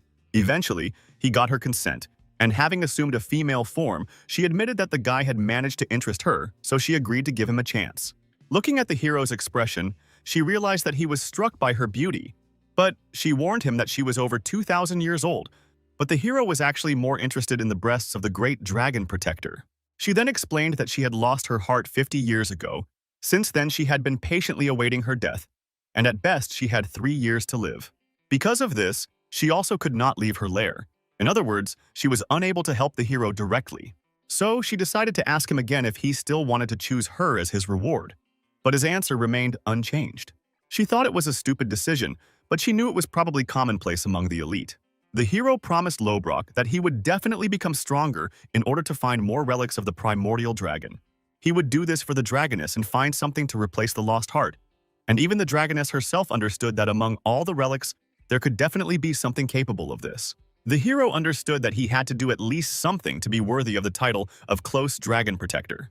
Smiling, Lobrock hoped that the hero would take care of her as her new soulmate and warned that she could not leave this place. So, until the guy found a solution to her problem, she would be in hibernation. Moreover, she had a request for the hero. In order to form a true soul bond with her, he had to read the book and awaken the gate of the mind. Then he would be able to accomplish this within a month, and there was a variety of food in the vicinity of the lair, so he could devote his time to reading. The hero understood that the item handed to him was Amon's grimoire, and although he was glad that he was able to obtain the grimoire, a month was too time-consuming. She explained that this is exactly how long it takes for the first awakening of the gates of the mind, and did not understand whether the hero had more important things to do than create a soul connection with her. He excitedly explained that he was in the process of going through the second stage of the awakening ceremony. The trial is only 15 days long, and he had less than half a month to complete it, so he asked for an extension to return after completing his trial. And although Lobrock understood that this was possible, she still refused the hero's request because she could have let him go. But that was not interesting. Therefore, she suggested that he cope until the end of the second stage of the test, forbidding him to leave his lair until then. The hero understood that in this case there were 13 days left until the end of the second stage, or 3 on 10 hours if he refused to sleep. Events are moved forward 3 days to the start of the second phase at the Central Intelligence Agency. There, Ed explained to Axion that they were capable of creating a safety zone.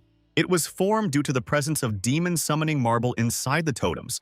The increased energy of the monsters locked in the marble prevented other fiends from getting close.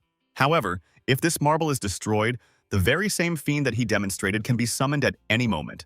Ed explained that since the goal of the second stage was to destroy monsters and accumulate points, Theo would be required to hunt monsters. His uncle wanted Axion to lure Theo out using a similar marble. And while Axion was partly right, the important point was that they couldn't simply lure the hero in and kill him. Otherwise, they might miss the clues leading to the Rose Palace relic. The boy didn't understand the problem with getting everything he needed out of Theo before killing him. Ed was disappointed that the boy himself didn't understand the problem. After all, everyone, including him, should have understood that the difference in skill between Axion and Theo was not that great, and it would not be easy to capture him and torture him. However, the hero seemed quite sentimental, so his followers could be used against him. They could have taken any of the weaklings who gathered at the 4th training ground. It will be easier for Axion to take them hostage and then demand information regarding the relic. Then Axion realized his uncle's true intentions. And even though that was the plan, he couldn't have imagined that instead of hunting, Theo would hide and reappear only just before the end of the challenge. The remaining time was only 12 hours, and so far he had taken first place with 860 points. Axion wondered why Theo was simply wasting his time, although they even stabbed several of his uncle's men who were observing the exam. One of Axion's assistants even thought that perhaps one of the trios sent by the head of the council had caught Theo. Otherwise, there was no explanation why he had not yet shown up. The guy who came up with this idea was a swordsman, a disciple of the Plum Blossom Palace, who had placed 7th in the second stage. Axion was extremely irritated that such a talent from the Plum Blossom Palace had such disgusting insight. It wasn't strange why the people of Plum Blossom Palace were so interested in Theo, with their way of thinking. After such a remark, the guy was insulted because all this time he was trying to help Axion catch Theo, and he still dared to mock him. In any case, Axion stopped wasting his time and, realizing that Theo did not want to show up, decided to do everything possible to force him to do so. He addressed the Pure Dragon Scale community and the Plum Blossom Palace and announced that the hunting season had already begun, and they would be killing the scum from the 4th training ground until Theo showed up. Ray, who took 3rd place in the 2nd stage, managed to overhear all of this. At this time, Theo's followers were able to kill the ice lizard, a mid-class monster, and obtained a yellow bell from it. At this point, Sybil was ranked 68th. Eode managed to take 53rd place with 52 points, and Band was 62nd. What still worried Sybil was that there were only 12 hours left until the end of the 2nd stage, and the young gentleman was still nowhere to be seen. But Eode was sure that Theo was busy with much more global things, and he clearly had more important things to do than just score points for the exam. Sybil understood this too, since the main condition was survival, and placement was irrelevant. Still, Yodis would have been happy to see the young master take 1st place again. But suddenly at that moment, Sybil's body was unexpectedly struck by a piercing attack in the chest from Oren. Eode didn't understand what this meant at all and how they should perceive such a gesture from the Pure Dragon Scale community.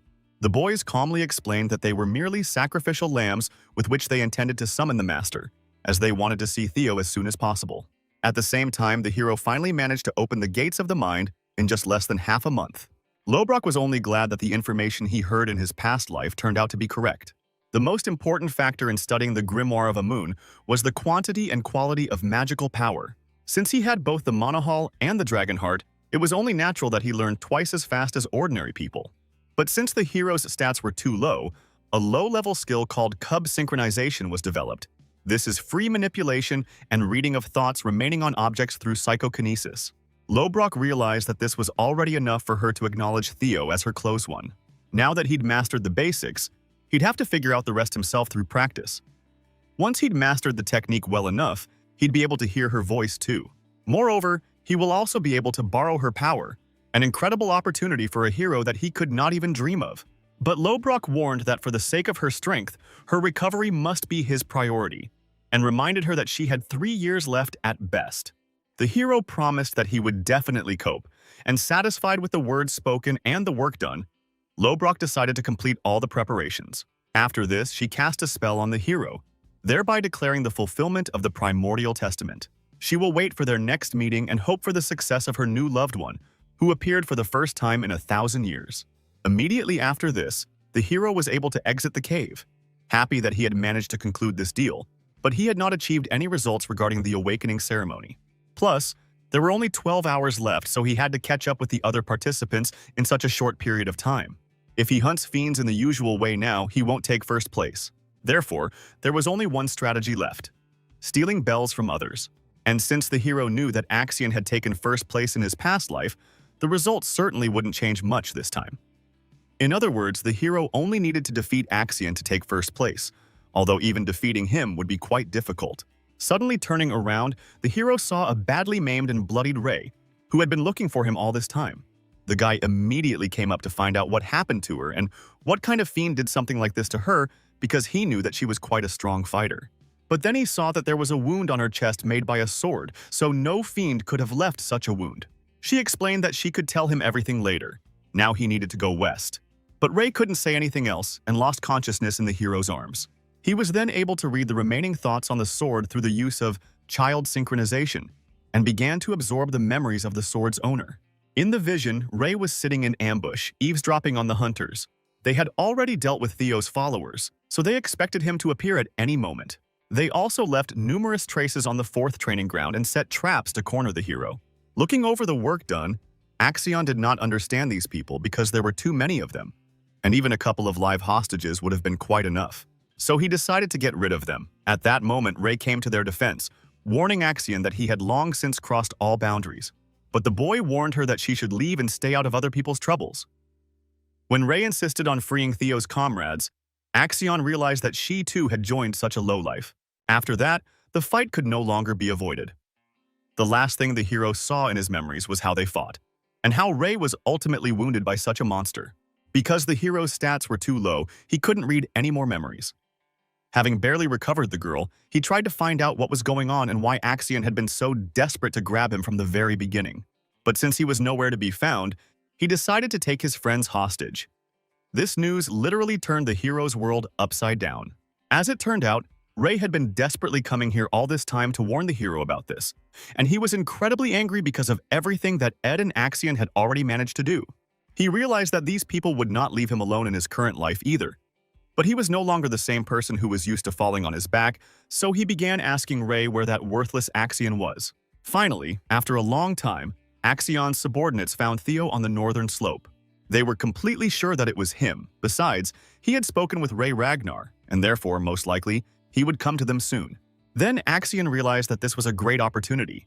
He could finally prove to everyone that such a worthless person could never surpass him. But suddenly, an unknown person contacted the guy via telepathy, reminding him that they had no reason to directly confront him. They only needed to learn about the relics, after which they would take care of his murder themselves. Then Axion declared that he certainly had no reason to worry because he would use the summoning marble to distract the observers, and his stronger comrades would do the rest.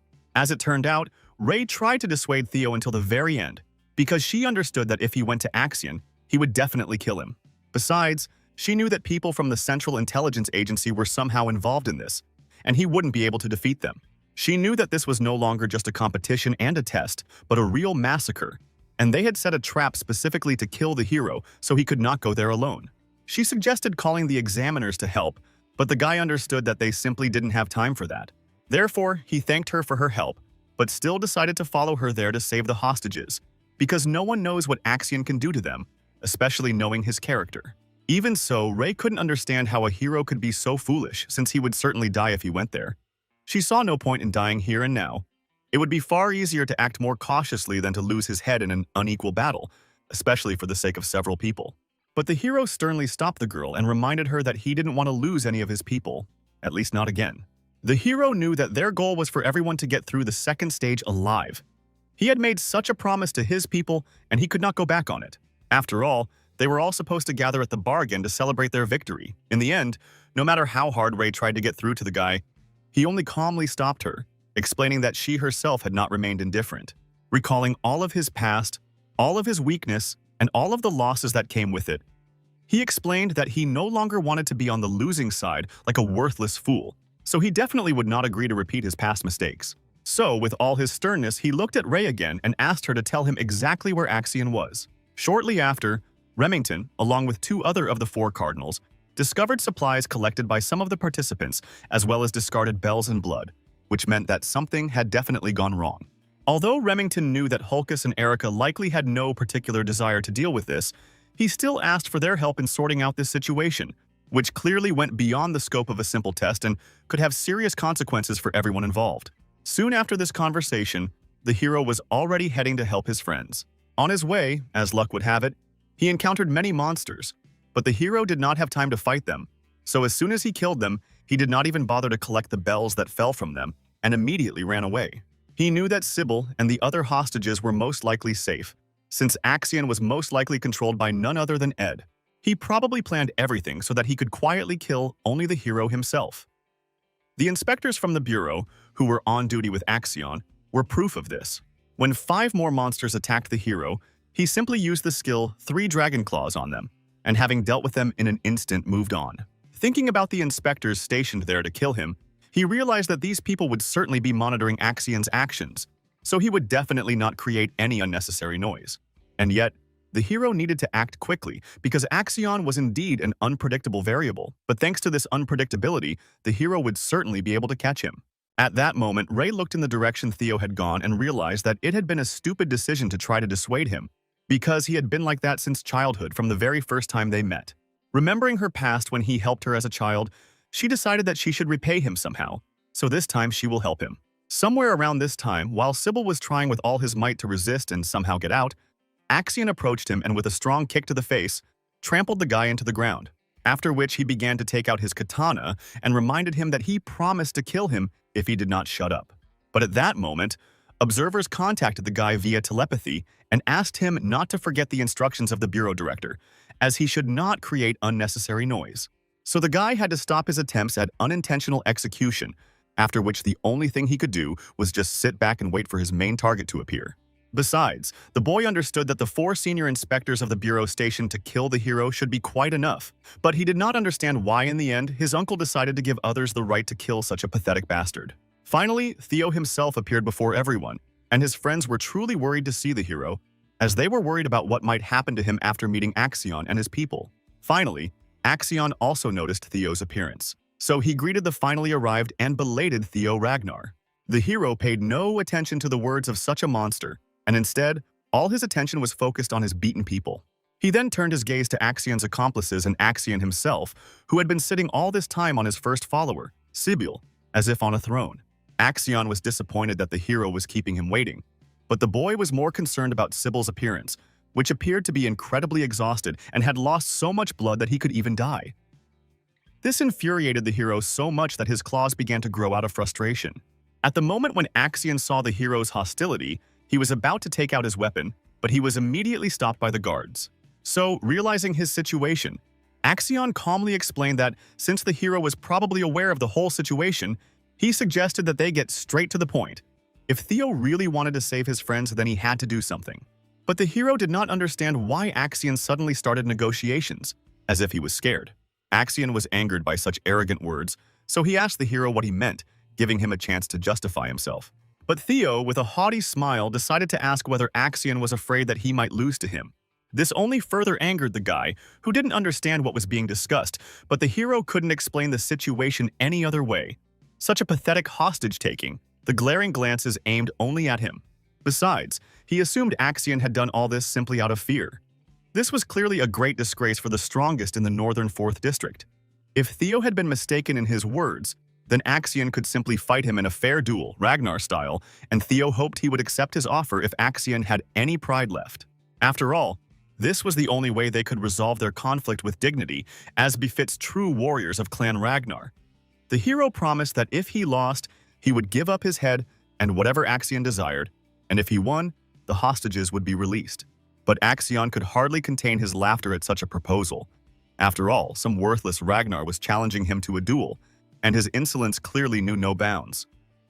Literally shaking with rage, Axion wanted only one answer. Did Theo truly think he was afraid of him? At that moment, they tried to warn the boy with telekinesis not to fall for such a provocation, as it would ruin their plan from the start. But Axion immediately ordered them to remain silent, as he no longer intended to tolerate such humiliation and decided to accept the protagonist's challenge. At that moment, all the mercenaries gathered in the distance realized that everything had gone wrong and were unsure what to do now that the situation had spiraled out of control. After all, if Mr. Axion started losing, they would have to act according to plan, and perhaps their actions would be exposed. At that moment, Axion explained that since this was a duel between the proud Ragnars, no one was to interfere until it was over, including the hostages, until Theo was finally defeated. After that, the two clashed. Theo launched the first attack, and Axion barely managed to stop it with his reaction. After the attack, the hero merely thanked Axion for not wasting any more time. After that, they engaged in a serious battle, with Theo leading the charge. Even Axion was amazed by the way he tried to dodge an attack, but he warned that the hero would never win. Using the Heavenly Dragon skill, he decided to show Theo what the true strength of the Ragnars was, and not the pitiful remnants that remained with the bastard. Although this attack initially frightened Theo, he regained his composure in time and decided to counterattack, dispelling the technique with his 3 dragon claws. Ultimately, the technique was completely destroyed and cut into tiny pieces.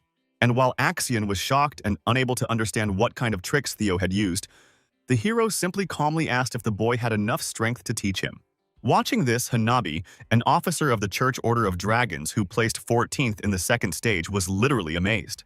After the first awakening ceremony, he doubted Theo's actions, but now he realized that he really was insanely strong. This was becoming a serious problem, since Axion could even lose to him. So the boy was thinking about betraying Axion and siding with Theo before it was too late. After what he saw, he realized that Axion was the only one who was confident. But the only thing that kept him from betraying them was that the Bureau's inspectors were still on their side, meaning they would sort out all the problems. All he needed was to distract the rest of the observers, so he turned around and ordered the entire Dragon Order to disperse and not interfere, relying entirely on Axion's strength.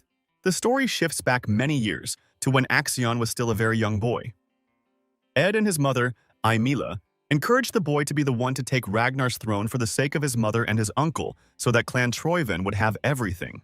After all, the name Ragnar was just an empty shell. He was actually Troyven, and he must not forget it. After these memories, the battle became even more intense. But no matter how hard Axion tried and gave it his all, Theo could still dodge his attacks with a smile. The hero realized he was extremely lucky because Axion actually acted exactly as he expected, making his job easier. Soon, everyone was informed that Theo Ragnar had finally shown up and that he had met with Axion. This greatly pleased Julius, because if the boy had shown up, he was safe and unharmed. The head of the council was irritated that the thugs he'd hired had failed to complete the task. Even Ed breathed a sigh of relief, because he understood that if the guy was alive, then he could calm down, and although it was unclear why he had been busy all this time, now everything would go according to his plan. After his nephew finds the key to the relic, he will be killed or beheaded. But suddenly, a new report came in that Theo and Axion Ragnar had engaged in combat. This completely contradicted Ed's plans and clearly frightened him greatly. At this moment, while continuing to fight with an opponent who had also mastered the technique of a mage swordsman's movements, Axion finally realized how strong the opponent was. His progress was truly commendable, but even so, he believed the boy wasn't strong enough to defeat him. At one point, he managed to read his movements and prepared to attack, throwing his katana straight at the hero's face. This truly frightened the boy, who noticed for the first time that his opponent was using dual blades. Moreover, this blade throw reminded him of the past, in which a similar throw had ended his life. Without waiting for the result of his attack, Axion only explained that magical fencing with a predetermined formula easily shows the enemy the next move. But Theo was able to easily stop this throw with his bare hands and finally realized who that very enemy from his past life was. Then the man ordered Randall to stop talking and end the showdown. Theo didn't see the continuation, as he was dead, but after his death, Axion finally removed his bandage from his face and suggested that Randall finish what they hadn't started and finally turn the Rose Palace around. Now, the hero has no reason left to spare the bastard who completely destroyed his past life. After all, on the day of the hero's death, he was destined to simply leave this world, never knowing who burned the Rose Labyrinth. He was powerless, but fortunately, Randall took off his mask and revealed himself. And thanks to Evelina's investigation, they discovered that he was closely connected to the Troivens and the Camellia Palace. Then it was logical to assume that he also died at the hands of one of the Troivens. In their clan, there was only one person who could fight with dual blades at once, Axion Ragnar. Only an arrogant bastard like him wouldn't worry about losing a weapon during a fight. But all this time, the hero wasn't entirely sure until he saw his technique with his own eyes. Now he had no doubts left, so, having crushed the blade with his own hands, the hero decided to ask the guy why he so longed for his death. However, the answer did not interest him because in this life everything would be different. Both he and his comrades, they would all survive. With these thoughts in mind, the hero charged into battle. But after reading his trajectory, Axion clearly noticed that the boy was clearly aiming somewhere wrong. It was just a pathetic parody of his weapon-throwing attack, but the hero knew better. After which he spread his power. His aura filled the entire battlefield, and he felt a wild thirst for blood. It was far from ordinary, so it became obvious that Theo had been hiding his power all this time, even during their duel.